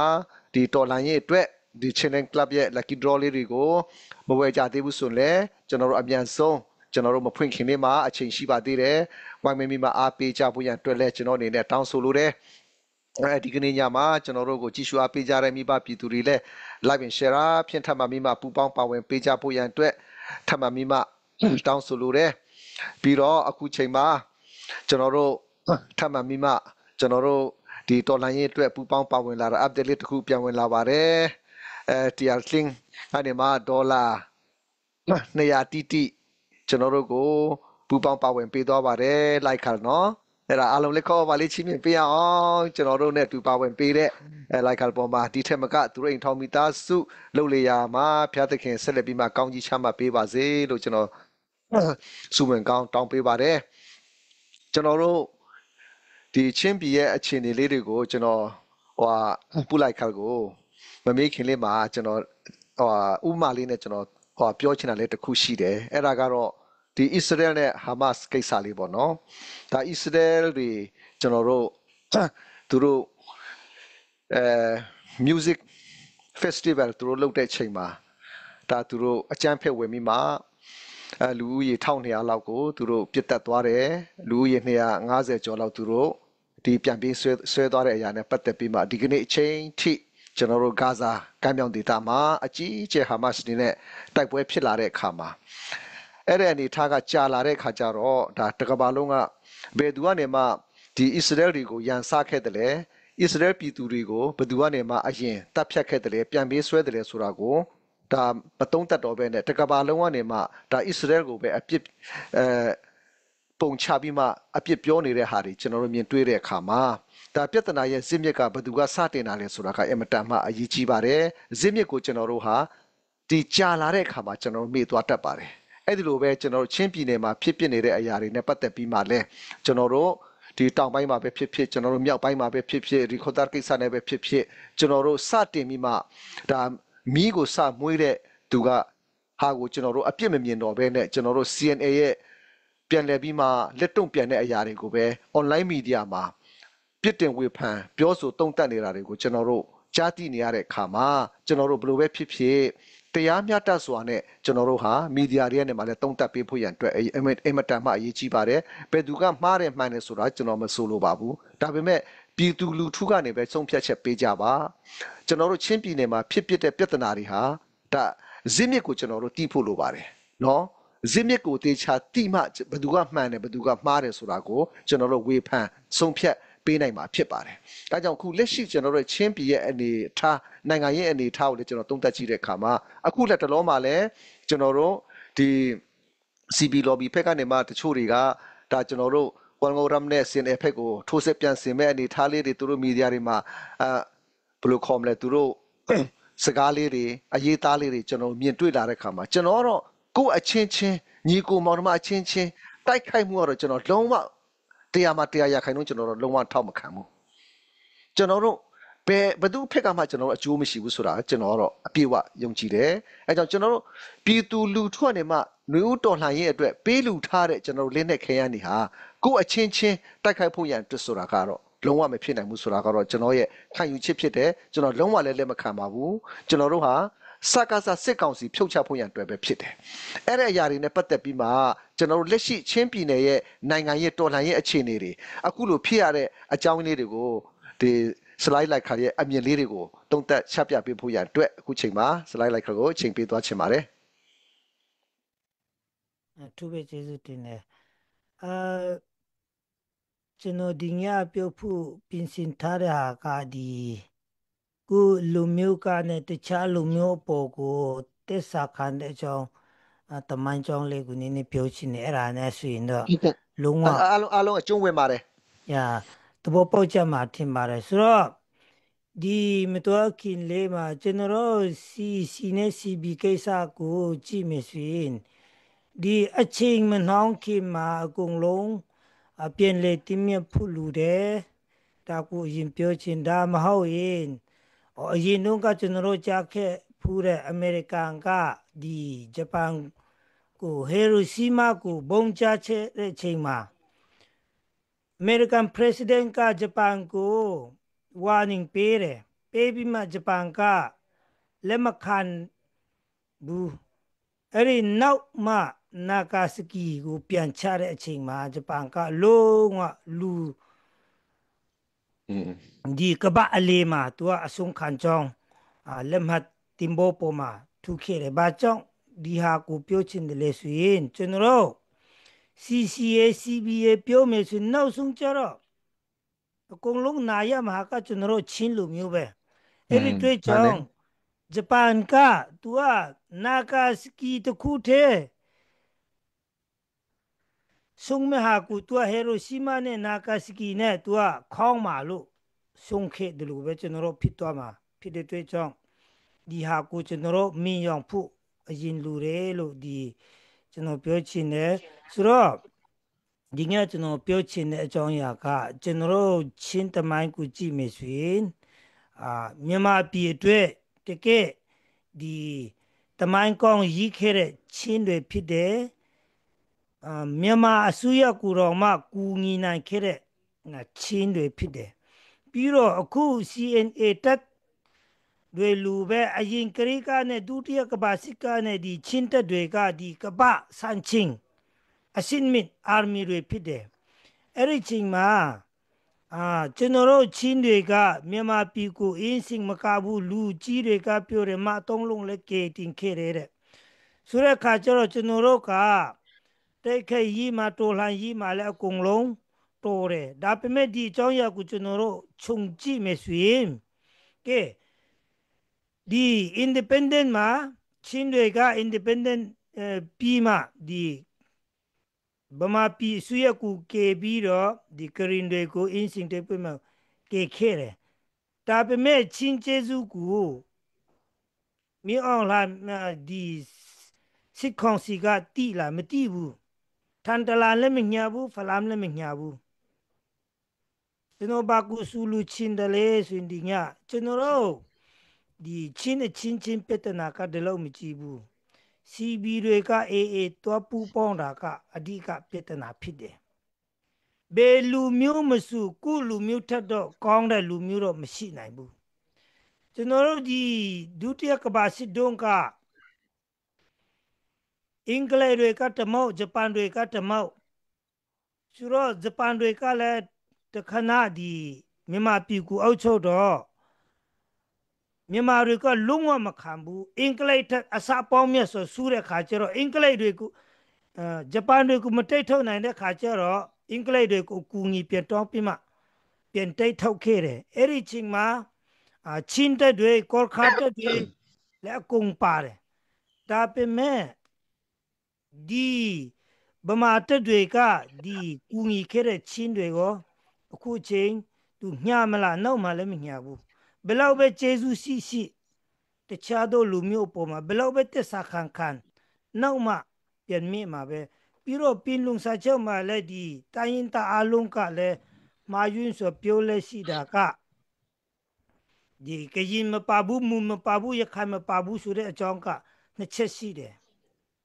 ဘာကြောင့်မွန်တွေရခိုင်တွေမပါတာလဲဆိုရင်သူတို့မွန်တွေရခိုင်တွေကဗမာမင်းတွေကအကုန်တင်းပီးတာဖြစ်တဲ့အတွက်တခုပြီးတော့ဒုတိယတစ်ခုကလုံးဝဗမာတွေကိုမယုံဘူးအဲ့ဒီတွေ့ကြောင့်ကျွန်တော်တို့တွေကဘာလူမျိုးမဆိုယုံလို့မရဘူးကရင်တွေဆိုပူဆူးတယ်ဘူချောင်းစံကကရင်လူမျိုးကိုအများကြီးတတ်ခဲ့လို့သူက world crime ဖြစ်တယ်အဲ့ဒီဒုတိယကဘာစစ်ဒုံလောက်မှဆိုရင်ဒီအင်္ဂလိပ်ဝန်ကြီးက Winston Churchill ဖြစ်တယ်အဲ့မှာဘူချောင်းစံနဲ့ဒီဂျပန်တွေရဲ့ဒီကရင်တွေအပေါ်မှာလောက်ရက်တွေကအကုန်လုံးတိတယ်သူကတရားစွဲပြီးမှထောင်ချမှာဟာဒါပေမဲ့နောက်မှတခြားသောအဖွဲ့ဒီ Labor Party Clement Attlee သူတို့တက်လာတဲ့အချိန်မှာသူဘူချော့และအောင်ဆန်းနဲ့လွတ်တာပေါ့ဆူလူချီနာကဒီဘူချော့အောင်ဆန်းတွေကကရင်တွေကိုအကုန်လုံးအများကြီးတက်ခဲ့လို့ကရင်တွေကမြန်မာကိုမယုံလို့ပင်လုံစာချုပ်လက်မှတ်မထိုးဘူးမွန်တွေကြတော့ဗမာတွေကတင်းပိတ်လို့မွန်တွေကဗမာမယုံတာတခုပြီးတော့သူတို့ကမြန်မာလက်အောက်ခံပြလို့ပင်လုံစာချုပ်လက်မှတ်ထိုးချင်မလို့ဘူးရခိုင်လည်းအဲ့လိုပဲအဲ့ဒီနေမှာကျွန်တော်တို့ဒီအများပြည်သူမတိတာကကျွန်တော်တို့ချင်းရဲ့ရှမ်းရဲ့ကချင်ရဲ့ကရင်ရဲ့ဘာကြောင့်ပင်လုံစာချုပ်မှာလက်မှတ်ထိုးနိုင်တယ်လေဆိုရင်အဲ့ဒီတုန်းကမြန်မာပြည်လို့လည်းရည်တိုင်ခင်မှာချင်းနဲ့ Federation State နဲ့ကရင်နီကတတ်အောက်ချုပ်တာဖြစ်တယ်မြန်မာပြည်လက်အောက်မှာချင်းပြည်ကလုံးဝမကြခဲ့ဘူးလို့တတ်အောက်ချုပ်တဲ့တွေ့ကြောင့်ကျွန်တော်တို့ဘူချောင်းဆန်းနဲ့ပူပေါင်းချင်းတယ်ဆိုရင်သူတို့နဲ့လက်မှတ်ထိုးနိုင်တော့အခွင့်ရှိတယ်ဘာကြောင့်လဲဘယ်သူလက်အောက်မှာမရှိလို့အင်္ဂလိပ်လက်အောက်မှာပဲရှိတယ်အဲ့ဒါကိုတချို့ဒီလူငယ်တော်များများကဒီတမိုင်းတွေကိုတိတ်မတီးတဲ့ခါကျတော့ဘာကြောင့်ကျွန်တော်တို့ဖူးဖွားတွေဘူချုပ်ကူလွယ်လေးနဲ့ယုံတာလဲဘာကြောင့်ပင်လုံစာချုပ်မှာထူတာလဲဆိုတာကဒီလိုလဲရည်မရခင်မှာ Federation State နဲ့ Chin Regulation Chin အထူးဒေသတိနဲ့ကရင်နီနဲ့ကချင်က British Indirect Rule ဖြစ်ပြီးတော့တီးတန့်ကူပိုင်အောက်ချုပ်ခွင့်နဲ့ကူတိုင်ပြဋ္ဌာန်းခွင့်နဲ့နေတာအဲ့ဒီတွေ့ကြောင့်အခုကျွန်တော်တို့ချင်းလန်ကောင်စီတွေသူတို့ politics ကဒီပင်လုံဖြစ်တယ်အဲ့ဒါကိုကျွန်တော်ကြားတာနဲ့ဒီဟာတွေကိုဆက်ပြီးတော့တော်လေးကိုဒီကျွန်တော်ကဒီအားရပြီးတော့အားပေးမိတယ်ဘာကြောင့်လဲဆိုရင်ကျွန်တော်တို့ဖူးဖွားခဲ့တုန်းကမှားခဲ့တဲ့အကြောင်းအရာပဲဖြစ်ပခဲ့တဲ့အကြောင်းအရာတွေကိုသူတို့ကတော်လေးလက်တွေ့အဖြစ်တို့လကောင်းအတွင်းကြတိတော့သူတွေဖြစ်တဲ့တွေ့ကြောင့်ဒီချင်းလန်ကောင်စီကဒီပင်လုံဖြစ်တဲ့တွေ့ကြောင့်ကျွန်တော်ကဒီချင်းလန်ကောင်စီကိုအပေးမိတယ်အဲ့ဒီတွေ့ကြောင့်ကျွန်တော်တို့ကဘာကြောင့်ပင်လုံမှာလက်မှတ်ထိုးတာလဲဆိုရင်ကျွန်တော်တို့ဘေးတိုင်းရင်တာဘေးဗမာလက်အောက်မှာမကြဖူးတဲ့အတွေ့အကြုံလက်မှတ်ထိုးတယ်ဒါပေမဲ့ကျွန်တော်တို့ချင်းတွေကအဲ့ဒီတုန်းကမြန်မာပြည်အစိုးရရဲ့လက်အောက်မှာပြည်ထောင်စုမှာတက်စာရှိပြီးတော့တက်စာခံပြီးတော့ကရင်ကူလက်တိတ်ထုတ်ပေးတဲ့မသုံးလုံးကူလက်ကူခဲ့တယ်ဒါပေမဲ့ဒီဗမာတွေစစ်တပ်တွေကလုံးဝအခုချိန်မှာကျွန်တော်တို့ပြည်တနာကမညှဘူးညလည်းညမှာမဟုတ်ဘူးအဲ့ဒီတွေ့ကြောင့်ဒီနေရာကနေကျွန်တော်ချင်းပြလုံးကိုပြောချင်တာကဘေးတမိုင်းဘေးဖတ်ဘေးတမိုင်းဘေးလေ့လာ ကျွန်တော်တို့မြန်မာပြည်တမိုင်းကဒါပဲရှိတယ်ကျွန်တော်တို့ကောင်းခဲ့တဲ့မြအခုကော်ခါတက်ဆွင်လဲဂျပန်တွေတိတ်ထုတ်တဲ့ချိန်မှာလဲအာတန်တဲ့ချင်းပီတိတက်လာတဲ့ကော်ခါတက်လဲဗမာတက်တွေကမတီးဘူးခုကချင်းပီမှာရှိသေးတယ်ကော်ခါတက်တွေသူတို့ကျေးဇူးမတီးဘူးအဲ့ဒီတွေ့ချောင်းအခုချိန်မှာAAနဲ့ပူးပေါင်းတဲ့ CB တွေကိုအထူးသဖြင့်ကျွန်တော်ပြောချင်တာကဘယ်လောက်ပဲမင်းတို့တက်စားစီတချိန်ကြရင်လုံးဝတခြားလူမျိုးကကုလူမျိုးလောက်ကောင်းမှာမဟုတ်ဘူးပြီးတော့ဒီ CB တွေကြောင့်ပဲကျွန်တော်တို့တောင်ပိုင်းတွေကိုတွေးခွဲတာအမှန်ဆိုကျွန်တော်ကလည်းအဆက်တွေရတယ်တောင်ပိုင်းကပညာရှိတွေနဲ့တော်တော်လေးသူတို့လာခေါ်ပြီးတော့ဆွေးနွေးကြတယ်ဘယ်လိုပြောတယ်လဲဆိုရင်တောင်ပိုင်းလူကြီးတွေပညာရှိတွေကကျွန်တော်ကိုပြောတယ်ဒီကျွန်တော်တို့တောင်ပိုင်းဖက်ကဒီဟာခဖက်က CNAF CC ဟာခတန်တလဖက်ကလူတွေကိုကျွန်တော်တို့နားထောင်တယ်ဟိုစာဘောနော် ready နဲ့ဒါပေမဲ့ဘာတာမတီးခုတ်တန်တွေလည်းမကြဘူးတဲ့ဒီနေရာမှာကျွန်တော်တို့ CNAF CC ဖက်ကလည်းနေတာဝန်မကြည့်ဒါလည်းဖြစ်နိုင်တယ်သူတို့ကိုအချိန်မီမတီးခုတ်တာတွေအမျိုးမျိုးပေါ့နော်ကုပက်ကအားနေချက်လက်ရှိကောင်းရှိလိမ့်မယ်ဒါပေမဲ့စူရာကဒီအရာတွေမဖြစ်ခင်မှာ CB တွေကအကုန်လုံးတွားမွေတာမွေပြီးတော့သူတို့ဒီရွာလေအောင်လောက်တာအမှန်ဆိုရင်အဲ့ဒီတွေ့ကြောင့်ကျွန်တော်ဒီညပြောချင်တာကတော့ဒီချင်းလန်းကောင်စီကိုလည်းကျွန်တော်အတက်နိုင်တယ်လို့လေ့လာတယ်ပွဲစီပုံမူတွေနီမှန်ကန်မှုရစနစ်တကျနဲ့ဘောင်ဒရီနဲ့လောနဲ့ဥပဒေနဲ့စီးနဲ့ကားနဲ့ဒေတာတရာသူ့ရဲ့ဟိုစာဘုံအခြေခံကြနဲ့တွားတဲ့တွေ့ကြောင်းဒီ CC မှာပဲအကုန်လုံးကျွန်တော်တို့အတူတူကတွားချက်စုဒါမဟုတ်ဘူးဆိုရင်ဒီတိုင်းပဲတွားမယ်ဆိုရင်ဒီဂျပန်လူပဲကျွန်တော်တို့ပဲနောက်ဆုံးကြတော့ခံရမယ့်ဟာကကျွန်တော်တို့ချင်းလူမျိုးပဲခံမှာဖြစ်ပါတယ်အဲ့ဒီတွေ့ကြောင်းဒီပုဂ္ဂိုလ်ချင်းပဲကြည့်တတန်းပဲကြည့်နိုင်ငံရေးတမပုဂ္ဂိုလ်ချင်းပဲနိုင်မယ်ဆိုရင်လေဒီ CC ချင်းလန်ကောင်စီ CNF ကိုစစ်တမ်းနဲ့ပဲဖြစ်နိုင်ငံရေးနည်းနဲ့ပဲဖြစ်ဘယ်နည်းနဲ့မှမိမှာမဟုတ်ဘူးလုံးဝကိုယ်ပြပါတယ်ခြားနာပါတယ်အဲ့ဒီတွေ့ကြောင်းလူတိုင်းကခိုင်မာတော့ဒီဟိုစာဘောနော် future အတွက် dream ရှိကြတယ်အဲ့ဒီ future dream ကိုခိုင်မာတော့ခိုင်လုံတော့ future ခိုင်မာတော့ dream တိဆောက်ဖို့ရန်အတွက်တော့ခိုင်မာတဲ့အရာကိုပဲရွေးချယ်ဖို့လူပါတယ်အဲ့ဒီတွေ့ကြောင့်ကျွန်တော်တို့ကထမင်းစားတိုင်းစားတဲ့လူတိုင်းတီးလောက်ပြီးထင်ပါတယ်အဲ့ဒီတွေ့ကြောင့်တခြားလူမျိုးကကိုလူမျိုးထက်တော့ကောင်းမှာမဟုတ်ဘူးနောက်ဆုံးအနေနဲ့ CB ကိုထပ်လောင်းပြီးတော့မှချင်းတယ်မင်းတို့အားလုံး CC နဲ့ပူးပေါင်းပါချင်းပီတူပီတာတွေလည်းဘေးတမိုင်းပဲလေ့လာမြန်မာပြည်တမိုင်းကလူတိုင်းအတိဖြစ်တယ်အဲ့ဒီတွေ့ကြောင့်ကျွန်တော်တို့ CCCNAF ကမြန်မာပြည်အဆင့်နဲ့ပဲဖြစ်သူတို့ကစီးနဲ့ကားနဲ့ဘောင်ဒရီနဲ့နေတဲ့တွေ့ကြောင့်ကျွန်တော်တို့တွေ့လုံလောက်တဲ့ကောင်စီအစုရဖြစ်ပါတယ်ဆိုတာကိုကျွန်တော်ပြောချင်တယ်အဲ့ဒါပဲဒီညပြောချင်တာဖြစ်ပါတယ်အားလုံးကိုကျေးဇူးတင်ပါတယ် yes လိုက်ခါကျေးဇူးတင်တယ်လက်ခေါ်ပါလေးချင်းမြင်ပေးအောင်နော်စလိုက်ခါပြောသွားတာအမတမ်းမှန်ပါတယ်ဒါကျွန်တော်တို့မိသားစုဆိုတာကအမြဲတမ်းတင်းမြတ်နဲ့ထာဝရအသက်ရှင်နေထိုင်မယ်လို့ဘယ်သူမှပြောလို့မရပါဘူးမိသားစုတွင်းမှာလည်းညီကိုမောင်နှမဒီမိဘ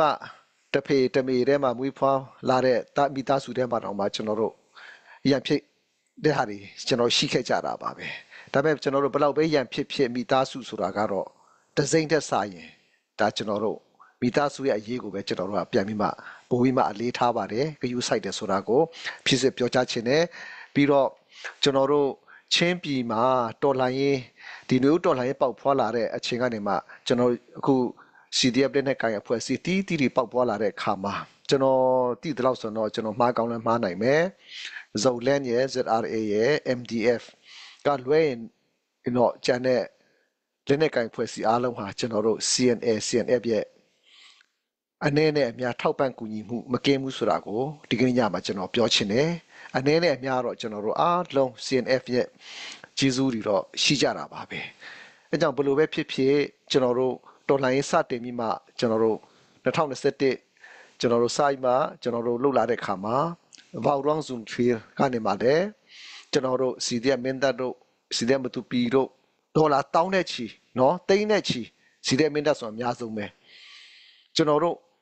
များကြီးကျွန်တော်တော်လှန်ရေးအောင်မြင်နိုင်ပွဲအတွက်ကူညီထောက်ပံ့ပေးခဲ့ကြတယ်အဲ့ဒီအချိန်မှာကျွန်တော်တို့လက်နဲ့အင်အားတွေကျွန်တော်မပြည့်စုံကြသေးဘူးဒါပေမဲ့ကို့မှာလက်နဲ့အင်အားတွေအတောင်ဆုံလာတာနဲ့အမျှကိုယ့်ရဲ့ကျေးဇူးရှင်တွေကိုယ့်ရဲ့ထောက်ပံ့ပေးခဲ့ကြတဲ့ကျွန်တော်ရဲ့မိဘပြည်သူတွေကိုဂရုမစိုက်တဲ့ပုံစံမျိုးပုံကန်တဲ့ပုံစံမျိုးနဲ့ဂရုမစိုက်တဲ့ပုံစံမျိုးနဲ့ရက်တီလာတဲ့အခါမှာခင်ဗျားတို့ရေရှည်စဉ်းစားပါခင်ဗျားတို့အခြေအနေထာဝရဒီပုံစံတိုင်းတွားမယ်ဆိုတာဘယ်သူမှအာမခံလို့မရပါဘူးပြည်သူလူထုမထောက်ခံတဲ့တော်လှန်ရေးဟာဘယ်တော့မှမအောင်မြင်ဘူးဆိုတာကိုထပ်မံပြီးမှပြောကြားချင်တယ်ကျွန်တော်တို့အဲ့တဲ့အပေါက်ရောင်းမှာထဲ့ဝင်ကြတဲ့အလှူငွေမိဘပြည်သူတွေအများဆုံးဟာဟာခါထန်တလန်ပဲဖြစ်ပါတယ်ရှင်းရှင်းပြောမယ်ဆိုရင်ကျွန်တော်ဟာခါထန်တလန်ကိုကျွန်တော်တို့တောင်ပိုင်းမှာရောမြောက်ပိုင်းမှာရောကျွန်တော်တို့ငွေအားထုတ်စိုက်ထုတ်တဲ့နေရာမှာကျွန်တော်တို့လုံးဝမမီပါဘူးအဲ့ဒီအချိန်မှာသူတို့တောင်ပိုင်းမြောက်ပိုင်းဘယ်အဖွဲ့အစည်းသူတို့လုံးဝခွဲခြားမှုမရှိဘူးလိုအပ်ရင်လိုအပ်တဲ့နေရာမှာသူတို့ဖြတ်မိမှသူတို့အားလုံးကူညီခဲ့တာဖြစ်တယ်ဒါပေမဲ့အချင်းနေအင်အားလေးတစ်ဖြည်းဖြည်းတောင့်လာတဲ့အခါမှာမာနတွေကျွန်တော်တို့ကြီးထွားလာတယ်ငါဆိုတဲ့အတ္တတွေရှိလာတဲ့အခါမှာတဖြည်းဖြည်းနဲ့လက်နဲ့ကန်ချင်းသူတို့လက်အောက်မှာငါတို့ဘာနေစရာလိုတယ်ဆိုတဲ့အတွေးခေါ်တွေဝင်လာတဲ့အခါမှာကျွန်တော်တို့ဒါရိုက်ဘတ်ဂျက်တီကိုစပွန်ဆာရှိတဲ့အခါမှာချဲ့လဲချင်ကြတယ်လက်တွေ့ကိုယ့်လက်ထဲမှာပဲကန်ချင်ကြတဲ့အခါမှာကျွန်တော်တို့စီးလုံးမှုအမတန်မှပြစ်ပြားစေတဲ့အရာတွေပေါ်ပေါက်လာတာဖြစ်တယ်ပြီးတော့တစ်ခုလေးကျွန်တော်အဲ့ဒါအေးနဲ့ပတ်သက်ပြီးမှဆရာလိုက်ကပြောတာလေးကိုကျွန်တော်ထပ်မံလေးဖြည့်ဆွတ်ချင်တာလေးရှိတယ်အေးရဲ့စူးစမ်းအထောက်မှုသူ့ရဲ့စစ်ရေးအောင်နိုင်မှုတွေကိုကျွန်တော်အင်မတန်မှလေးစားတယ်ဂုဏ်လဲဂုဏ်ယူပါတယ်ရခိုင်ပြည်နယ်ချင်းပြည်နယ်ဆိုတာကကျွန်တော်တို့ကဘာတီတရွေ့ကျွန်တော်တို့ဟာအိမ်နီးချင်းပြည်နယ်တွေကျွန်တော်တို့ဆက်ဆက်နေတဲ့ပြည်နယ်ဖြစ်ပါတယ်ကျွန်းကိုင်းမိကိုင်းကျွန်းမိဆိုသလိုကျွန်တော်တို့ဟာအမြဲတမ်းစစ်နွယ်ပြီးမှလူမှုရေးစီးပွားရေးကုသရေးရောင်းဝယ်ရေးကျွန်တော်တို့ဆက်ဆက်နေရမယ့်ပြည်နယ်လည်းဖြစ်ပါတယ်အဲ့ဒါမှဒီကနေ့ကျွန်တော်ချင်းတဲ့ကနေမှပြောတဲ့ဟာကိုနားထောင်တဲ့အခါမှာကျွန်တော်အင်မတန်မှစိတ်မကောင်းဖြစ်မိတဲ့အရာလေးကိုကျွန်တော်ဖြစ်စစ်ပြောကြားချင်တာပါဒီပလဲဝါအားတော့ဒါသူတို့တိမ့်လို့ဒါသူတို့ခရိုင်ထဲမှာတွတ်သွင်းလိုက်တာဒါသူတို့အုပ်ချုပ်လိုက်တာတော့ဒါကျွန်တော်တို့ဗာတတ်နိုင်မှာလဲဆိုမှသူကပြောတယ်အခုမတူပီမင်းတပ်တို့ဘာတို့ကိုအေးကနေမှလုံးဝသူတို့အုပ်ချုပ်ဖို့ရန်အတွက်တိမ့်ဖို့ရန်အတွက်သူတို့မှစန္ဒမရှိဘူးဆိုမှပြောတယ်မကွေးအေယာဝတီဖက်နဲ့သူကနှိုင်းရှင်ပြီးမှပြောတယ်ကျွန်တော်အဲ့ဒါချင်းတဲ့ကနေမှပြောတဲ့ဟာကိုကျွန်တော်ပြန်ပြီးမှပြောချင်တာကသူ့ကိုကျွန်တော်အမုန်းတရားလုံးဝမရှိပါဘူးဒါပေမဲ့ကျွန်တော်ချင်းပြည်သူလူထုတွေတိထိုက်တဲ့ဟာကိုကျွန်တော်ပြောပြချင်တာဖြစ်ပါတယ်မကွေးတို့အီယာဝတီတို့ဆိုတာကကျွန်တော်ချင်းပြည်နယ်နဲ့နှိုင်းရှင်လို့လုံးဝမရပါဘူးရခိုင်ပြည်နယ်အတွက်ကျွန်တော်တို့ချင်းပြည်နယ်ဟာအင်မတန်မှသူတို့အတွက်ရိတ်ခါလမ်းကြောင်းကြီးဖြစ်ပါတယ်သူတို့နောက်ကျောလုံဖို့ရန်အတွက်သူတို့ချင်းပြည်နယ်ကိုသူတို့ဟာမထိန်ချုံနိုင်ဘူးဆိုရင်အေးဟာအချိန်မရွေးသူတို့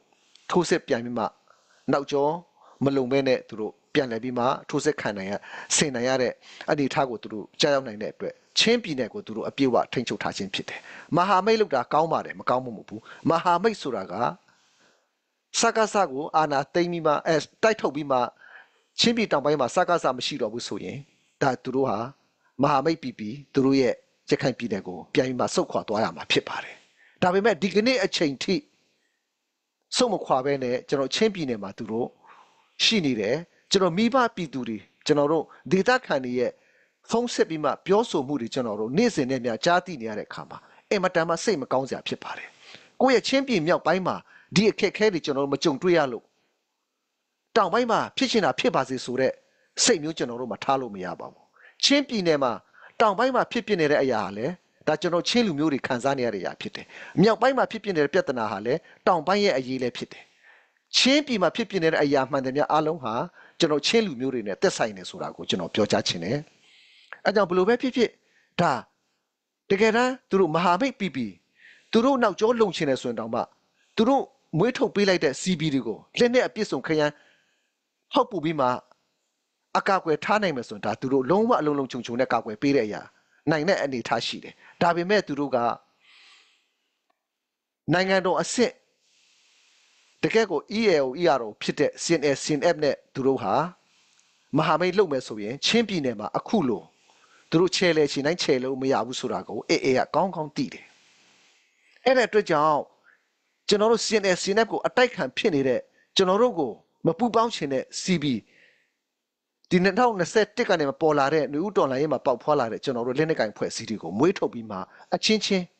အိမ်ချချင်းဦးမဲတုပ်ပြီးမှကျွန်တော်တို့ကိုခွတ်ခိုင်းတဲ့သဘောမျိုးဆိုတာကိုဒီကနေ့ညမှာကျွန်တော်ချင်းပြည်သူလူထုတွေကျွန်တော်တို့ကောင်းကောင်းသဘောပေါက်ဖို့အမတန်မှအရေးကြီးတယ်ဆိုတာကိုကျွန်တော်ပြောကြားချင်တယ်။ဒါကျွန်တော်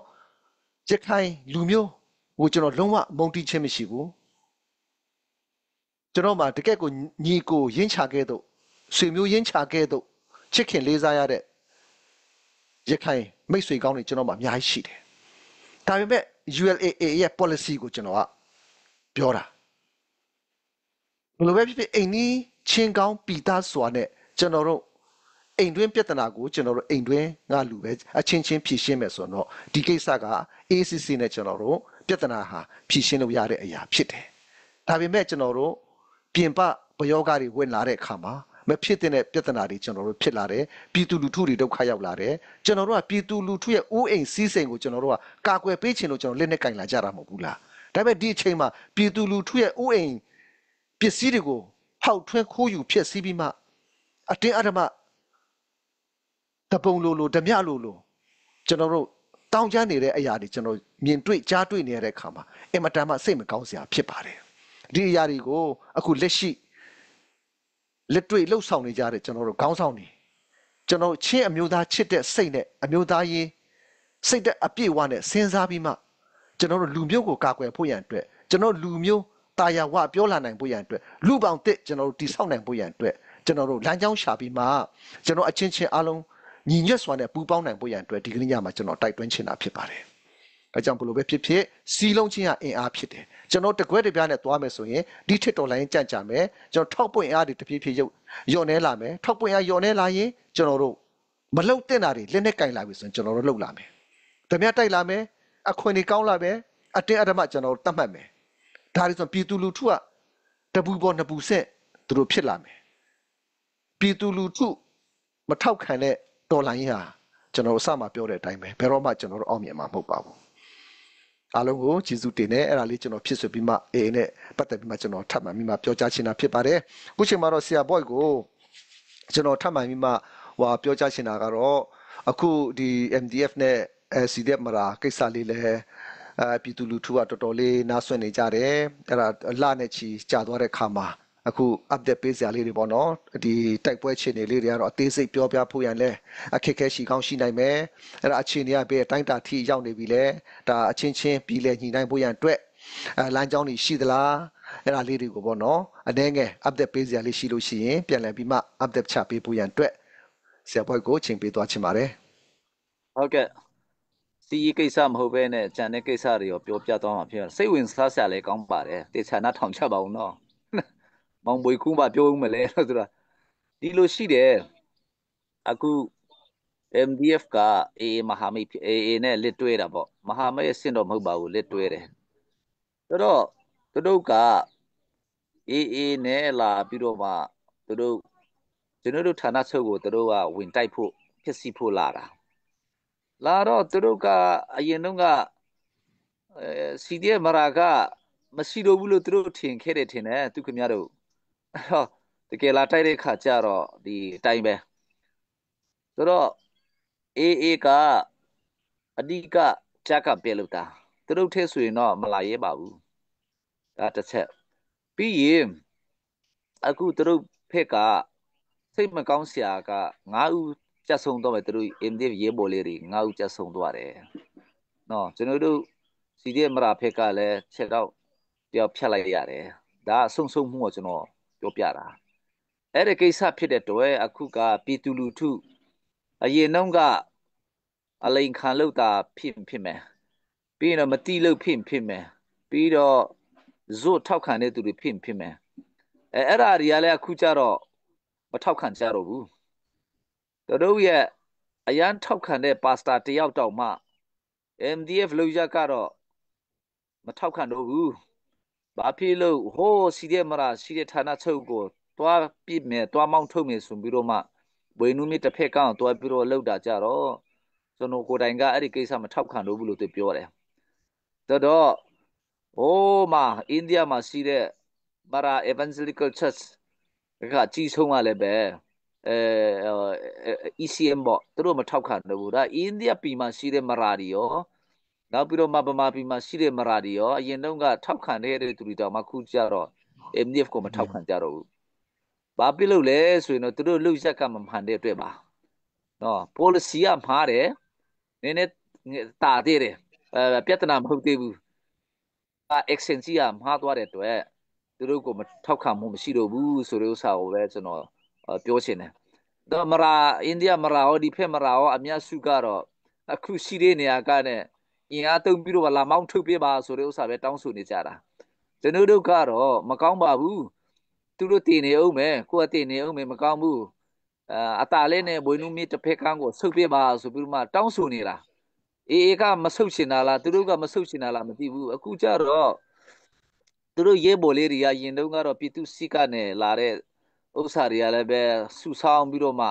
ဘူးမတိပါမတိနဲ့လာခိုင်းတယ်အယောက်100လောက်ရှိမလားဘူးအခုကျတော့နည်းနည်းပဲကြံတော့မှာ3-50လောက်ပဲကြံရင်ကြံမယ်တို့ဒီနေထားပဲရှိတော့ကျွန်တော်တို့ကလည်းသူတို့ဖေးဖေးကျွန်တော်ဖေးပြန်တင်မှာကလည်းကျွန်တော်မလိုလားတော့အခုကတောက်မတိရင်မကြဖြစ်နေတယ်ဆိုတော့အဓိကကအေးပါပဲနော်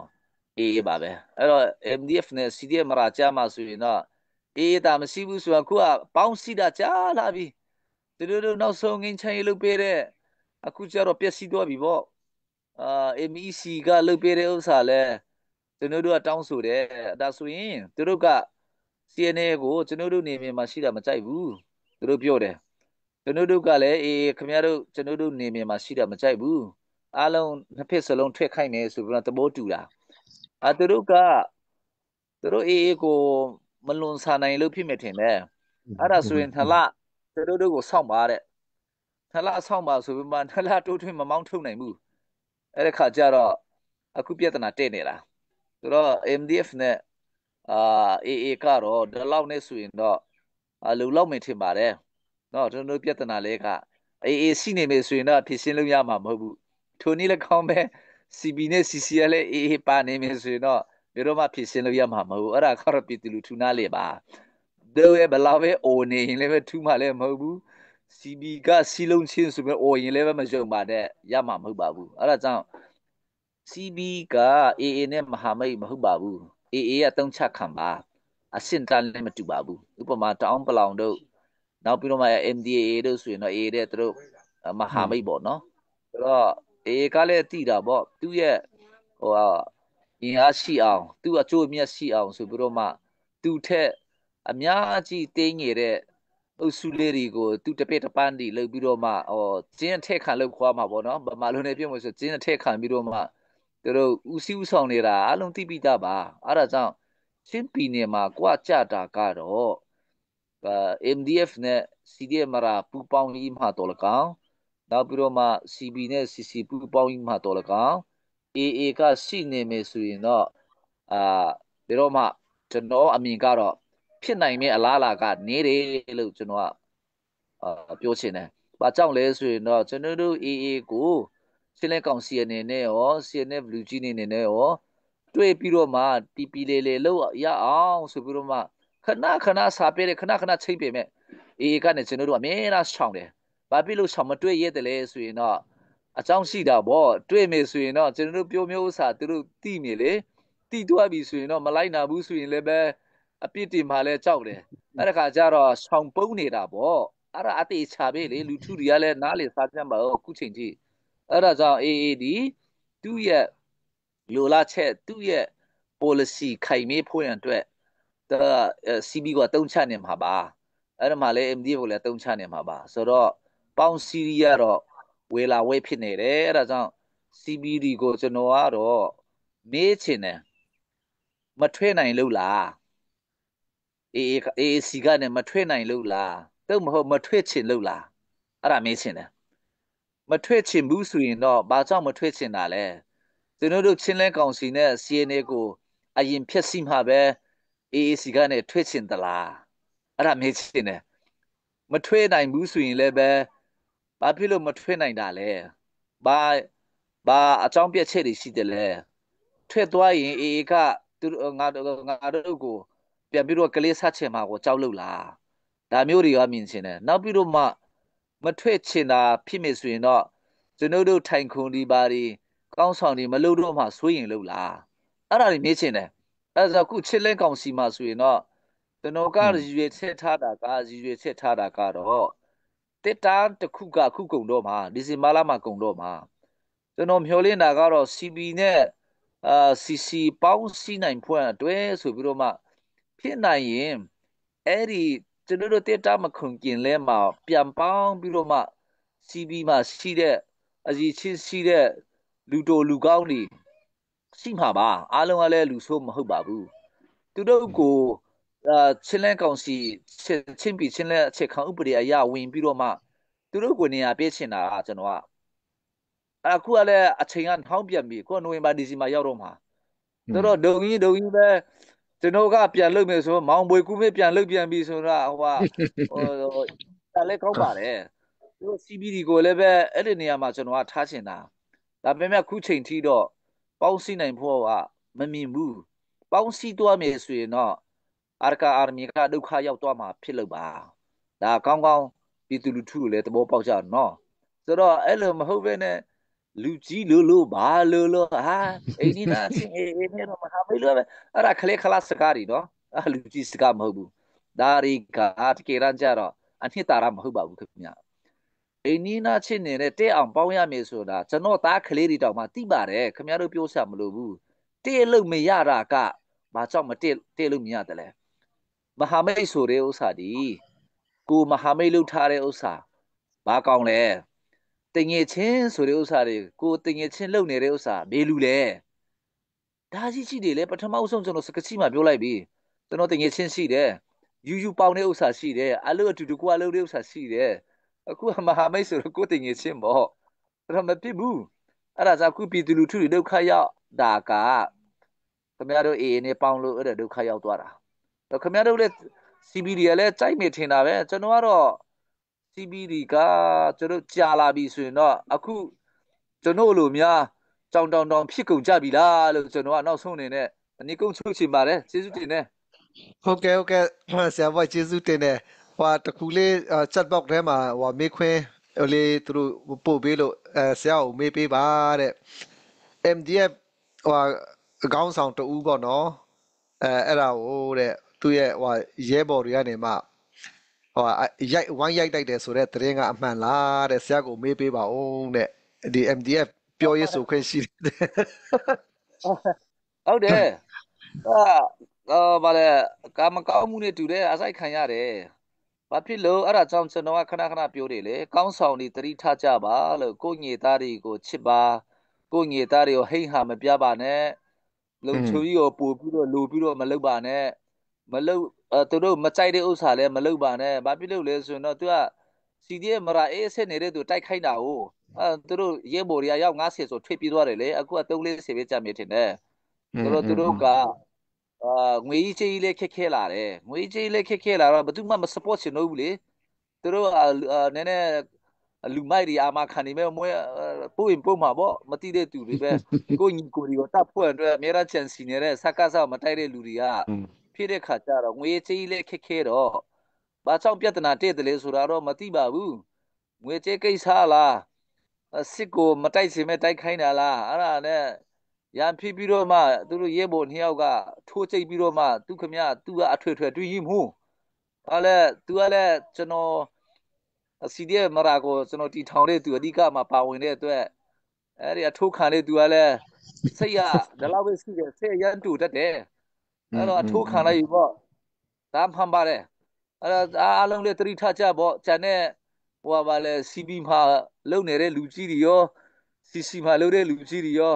ဟိုအဲ့ဒါကြောင့်တဘောထားမဖန်ကန်ဘူးမဖြူစင်ဘူးမဖြောက်မဘူးဆိုရင်တော့ရဲဘော်လေးတွေကထိုးခံအောင်မယ်လို့ကျွန်တော်သတိပေးရှင်ပါတယ်နော်ကျေးဇူးတင်နေ ဟုတ်ကဲ့အဲ့ဒါပို့လိုက်တဲ့အမေခွန်းကအမှန်တရားဖြစ်ပါတယ်တဲ့နော်ဆရာဘော်ပြောတဲ့ထဲနဲ့မှကျွန်တော်တခုလေးစိတ်ထဲနဲ့မှဟွာပေါ်ပေါက်လာတာလေးရှိတယ်ဒီအေနဲ့မဟာမိတ်လုပ်တဲ့ကိစ္စနဲ့ပတ်သက်ပြီးမှပေါ့နော်အခုကျွန်တော်တို့ CC နဲ့ CB ပေါင်းသွားလဲ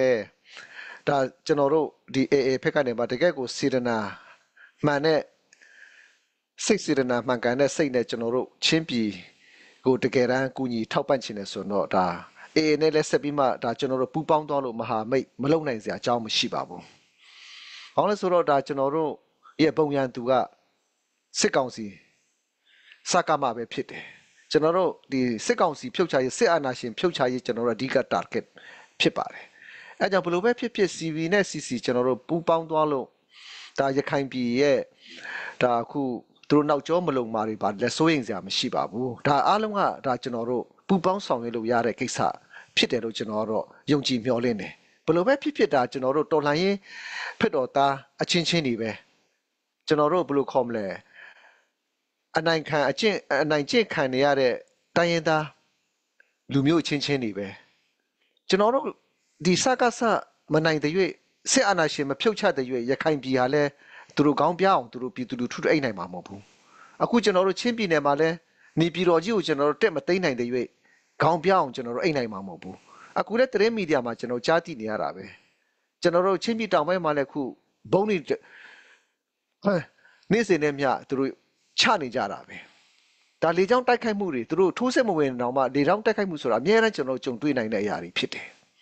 အဲကြောင့်ဘလို့ပဲဖြစ်တာကျွန်တော်ချင်းမျိုးသားပြန်လဲတက်မြတ်ရေးကျွန်တော်တို့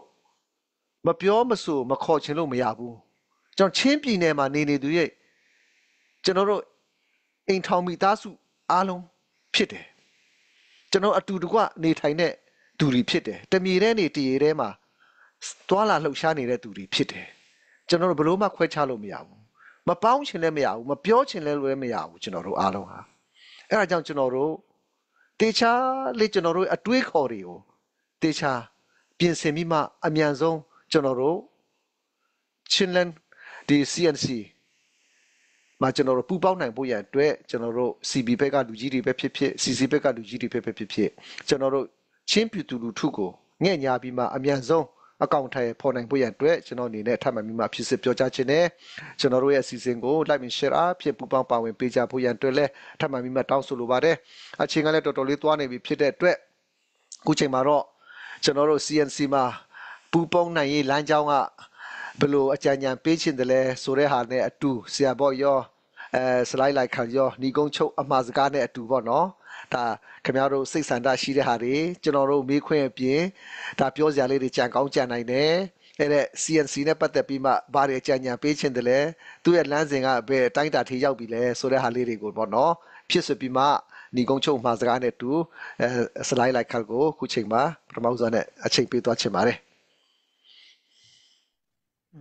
သူပဲကျေးဇူးတင်ပါတယ်နောက်ဆုံးအနေနဲ့ဒီဆရာဘွဲကိုလည်းပြန်နေပြီးတော့ကျေးဇူးတင်ကြောင်းပြောချင်တယ်ဗာကြောင့်လို့ရှင်အခုကျွန်တော်တို့ပြောမယ့် CNC ကိုလည်းအရေးကြီးတဲ့အချက်ဖြစ်တယ်ကျွန်တော်တို့ CC ကောင်စီကိုတီထောင်တာနဲ့ကျွန်တော်ကိုတိုင်ပေါ့နော်စာတွေကိုဖတ်ပြီးတော့ဒီ draft တွေပေါ့နော်ဒီ policy တွေကိုဖတ်ပြီးတော့ဒီကျွန်တော်တို့ချင်းပြည်စုရကိုဥဆောင်မဲ့သူတွေကိုကျွန်တော်တတ်နိုင်ဆုံးလေ့လာတယ်ဒီအခုဒီညမှာပါဝင်ပေးတဲ့ဆရာဘွေးကိုလည်းသူစကားပြောတဲ့အတိုင်းကိုနားထောင်ကြည့်တယ်ပြီးတော့မြန်မာပြည်ရဲ့ဒီတော်လှန်ရေးတမိုင်းတွေကိုလည်းအတတ်နိုင်ဆုံးကျွန်တော်လည်းလေ့လာခဲ့တာပေါ့နော်ဆိုတော့ကျွန်တော်တို့ချင်းပြည်ချင်းလန်အစုရကလုံးဝချင်းပြည်တွေလုံလောက်တော့အရာဖြစ်တယ်ဒီ policy ပိုင်းမှာရောဖြစ်ဖြစ်ဒီလောက်ဆောင်နေတဲ့ပုဂ္ဂိုလ် ချင်းစီကိုကြည်ချင်းအဖြစ်တော်၎င်းအဲ့ဒီတွေ့ကြောင့်ဒီ CNC ကဒီနောက်ဆုံးမှပေါ်လာတဲ့ဒီတကားပေါ့နော်ဒီတကားကိုမပိုက်ခင်မှာအားလုံးကျွန်တော်တို့ချင်းပြည်သူပြည်သားစီမှာပြန်လည်ပြီးတော့မှာကြချင်တာကလုံး ICNCC တော့ဘာတော့မှကြံရစ်ဖို့မကြူးစားပါနဲ့အဲ့ဒါလုံးဝနိုင်ငံရေးဆန်လွန်းတယ်ကိုရောက်ချင်မဲ့နေရာကိုရောက်အောင်တွားဖို့ပဲဒီကဥပမာကျွန်တော်တို့ချင်းပြည်ကနဲ့မလေးရှားတွားမယ်ဆိုရင်မန္တလေးမှာကျန်နေတဲ့လူကိုစောင့်ဖို့မလူတော့ဘူးကိုကပန်းတန်ရောက်ဖို့ပဲတွားဖို့လူတယ်အဲ့ဒီတွေ့ကြောင့် CNC တို့ဘာတော့ ICNCC တို့ဘာတော့ကျန်တဲ့လူတွေကသူတို့ရဲ့တခုခုဖွက်ထားတဲ့hidden issue တွေရှိတယ်ဒီသူတို့ရဲ့ဟိုစားဖို့နော်ဒီ data ဆွဲလာနေရာတခုခုအဲ့ဒါတွေကိုချန်ထားခဲ့ပါဒါတွေအဓိကမဟုတ်ဘူးကျွန်တော်တို့ပိုင်းတိုင်ရောက်ဖို့ပဲဆိုတော့ကျွန်တော်တို့ကအခုဆိုရင်ဒီအကောင့်ဖက်ရှိနေပြီဒီ CB တွေကလည်းအထူးသဖြင့်ဒီခေါင်းဆောင်တွေကသူတို့ဘေးမှာရှိနေကြတယ်လေဘာတွေလို့ဒီနေကြတယ်လေဆိုပြည်သူလူထုတွေကတော်တော်လဲအတိဖြစ်လို့ပြီဖြစ်တဲ့အတွက်ကြောင့်ဒီ CNC မှာအကုန်လုံးပေါင်ဖို့ရန်ဒီနိုင်ငံရေးသမားတွေကိုကျွန်တော်ပြောချင်တယ် CNC မှာအားလုံးစုံကြရအောင်ကိုရဲ့ဒီ hidden issue တွေကိုထားခဲ့ပါတကယ်ဒီချင်းပြည်ကိုချစ်ရင်ဒီအမျိုးသားရေးကိုဦးစားပေးပါဒီကိုရဲ့ဒီ tribalism ဟိုစားပေါ့နော်ပန်ကလန်ဟိုစားပေါ့ဒီ data ဆွဲတွေပေါ့နော်ကိုင်းကနာဆွဲတွေကိုဒီတော်လှန်ရေးမှာမတေဆောင်ပါနဲ့ကိုရဲ့ဟိုစားပေါ့နော်ရဖို့အကျိုးကိုမကြည့်ဘဲနဲ့ချင်းပြည်အတွက်ကိုရဲ့ဟိုစားပေါ့နော်လူချင်းတဲ့အရာတွေကိုထားခဲ့ပြီးတော့အားလုံးစီမှာပူပေါင်းကြပါပြည်သူတွေကလည်းဒီကိုရဲ့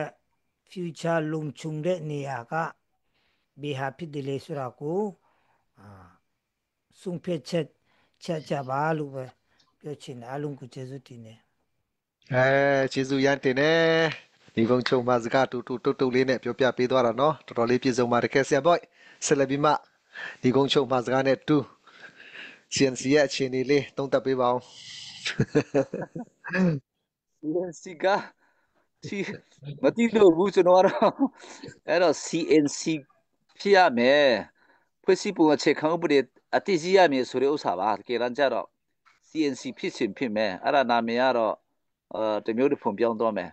စင်းလင်းကောင်စီကတော့ဒါအကြီးစူးစိုက်ခဲ့တယ်ဖွဲ့စည်းပုံအခြေခံဥပဒေအတည်ရှိဆွေးဖွဲ့မလွယ်ဘူးဆွေးပြီးတဲ့ဥစ္စာမှလာပြီးတော့မှ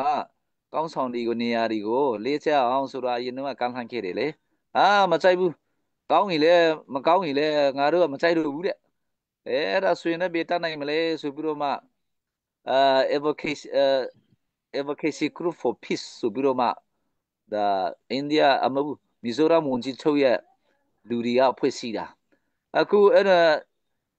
advocacy group for Chin peace ဆိုတဲ့ဥစ္စာအခုအဲ့ဒါဖွဲ့စည်းလည်းမရှိတော့ဘူးတဲ့ပြတ်သွားပြီလို့အဲ့ဒါ CNC ပဲ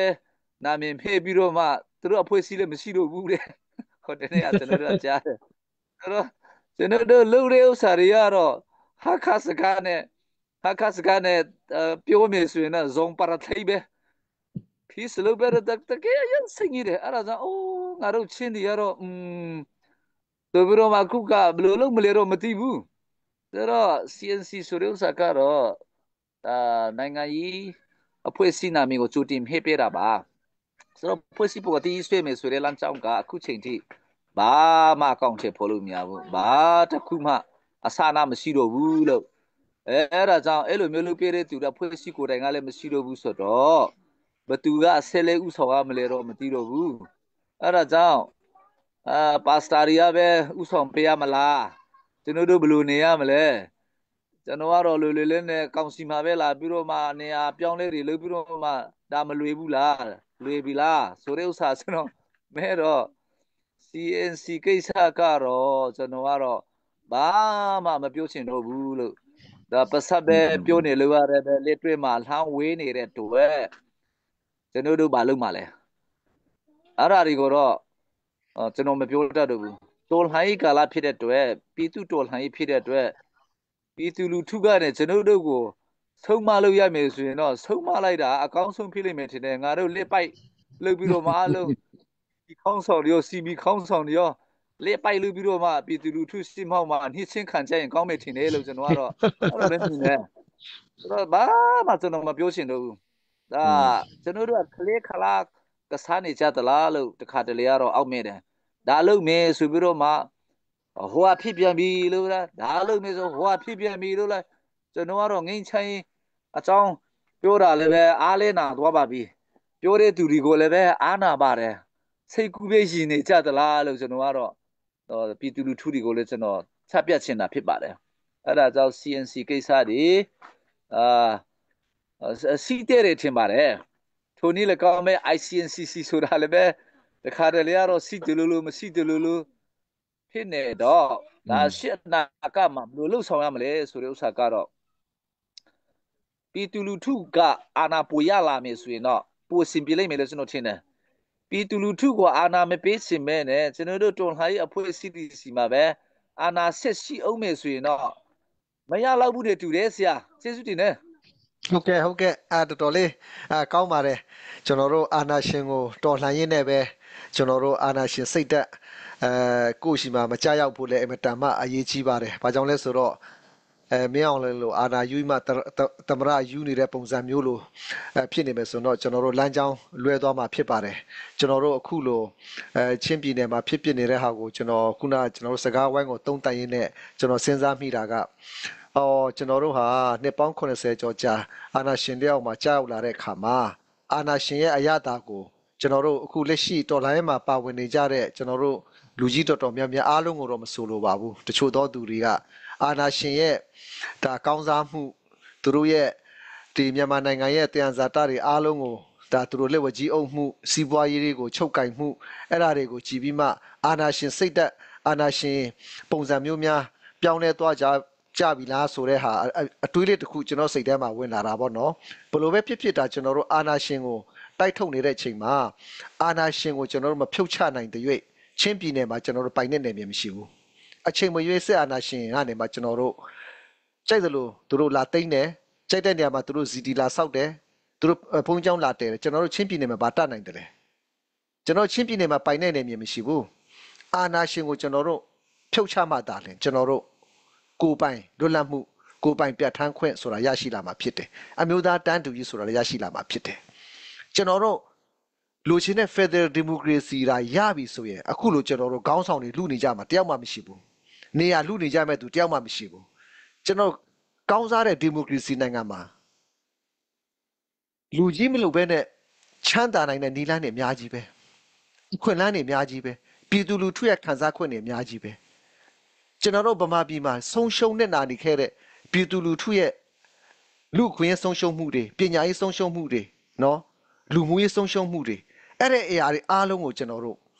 ့အခုအမေရိကတို့ယူရိုပတို့မှာပြည်သူလူထုကအပြည့်အဝခံစားရတယ်စေယုံစေခန်းအစအစိုးရအပြည့်အဝတာဝန်ယူပေးတယ်ကျွန်တော်မြန်မာနိုင်ငံမှာအဲ့တဲ့အခွင့်အရေးအားလုံးကကျွန်တော်တို့ဆုံးရှုံးနေတာအဲ့တဲ့အခွင့်အရေးတွေအားလုံးကျွန်တော်တို့တန်းတူညီမျှစွာရရှိနိုင်ဖို့ရန်အတွက်ကျွန်တော်တို့ဟာတော်လှန်ရေးဆင်နွှဲနေကြတာဖြစ်တယ်အဲ့ဒါကြောင့်ကျွန်တော်တို့စဉ်းစားရမှာကဒီအာဏာရှင်ကိုအမြန်ဆုံးနိုင်မှသာလျှင်ကျွန်တော်တို့လိုချင်တဲ့အမျိုးသားတန်းတူရေးကိုရရှိနိုင်မှာဆိုတာကိုကျွန်တော်စဉ်းစားဖို့ရန်အတွက်ကျွန်တော်ဒီနေ့ညမှာတိုက်တွန်းလိုတယ်အာဏာရှင်အမြန်ဆုံးကျွန်တော်တို့တိုက်ထုတ်နိုင်ဖို့ရန်အတွက်အဓိကအရေးကြီးဆုံးကဘာလဲစီလုံးခြင်းပဲကျွန်တော်ပူပေါင်းဆောင်ရွက်မှုမရှိနေတဲ့၍ကျွန်တော်တို့ဘလို့မှအောင်မြင်ခြင်းရလက်ကောင်းရနိုင်မှာမဟုတ်ဘူးကျွန်တော်တို့အထွေထွေထိုးစစ်ကြီးလဲကျွန်တော်တို့ပြုလုပ်နိုင်မှာမဟုတ်ဘူးအဲကြောင့်ဘလို့ပဲဖြစ်ဒီကနေ့ညမှာအားလုံးဇွဲမလျှော်ပဲနဲ့ဆက်လက်ပြီးမှကျွန်တော်တို့မပြည့်ပြတ်သေးတဲ့ကျွန်တော်တို့မျိုးတော်လှန်ရေးကြီးအဆုံးသတ်နိုင်ဖို့ရန်အတွက်ကျွန်တော်တို့အားလုံးဆက်လက်ပြီးမှ မိဘပြည်သူတွေကိုပူပေါင်းပါဝင်ပေးကြဖို့ရန်အတွက်တိုက်တွန်းလိုပါတယ်ဒီကနေ့ညမှာ live and share အဖြစ်ပူပေါင်းပါဝင်ပေးကြတဲ့ကျွန်တော်တို့ရဲ့မိဘပြည်သူတွေကိုလည်းကျေးဇူးတင်ကြောင်းပြောကြလိုတယ်ဒီကနေ့ညမှာတိုင်းပြည်နဲ့လူမျိုးအတွက်တော်လိုင်းအောင်မြင်နိုင်မှုရန်အတွက်ငွေသားအဖြစ်ပါဝင်ပေးကြတဲ့ညီကိုမောင်နှမရောက်တိုင်းစီမဖျားသခင်ဒီထက်မကတာ၍ကောင်းကြီးချမ်းသာပေးပါစေဒီကနေ့ညမှာကျွန်တော်တို့ slide လိုက်ခါလဲကျွန်တော်တို့ပိတ်ချမှုပေါ်မှာဘယ်လိုခေါ်မလဲခုလိုအလေးထားပြီးမှပူပေါင်းပါဝင်ပေးတဲ့ပုံမှာသူပဲကျေးဇူးတင်တယ်ဆရာဘော်ဆိုလဲတကယ်ကိုကျွန်တော်တို့လက်ရှိအားကိုအားထားရတဲ့လူကြီးတစ်ယောက်လည်းဖြစ်တယ်အမြဲတမ်းတိုင်းပြည်နဲ့လူမျိုးအတွက်အမှန်တရားတွေကိုပြက်ပြက်သားသားနဲ့ချပြပေးတဲ့ပုံမှာလည်းသူပဲကျေးဇူးတင်ကြောင်းပြောကြလိုတယ်ကျွန်တော်တို့ဒီကနေ့ည live စီစဉ်ကတော့ဒီမှာတင်ပြီးဆုံးကြောင်းကြီးညာပါတယ်အားလုံးကိုနှုတ်ခွန်းဆက်ပါတယ် bye bye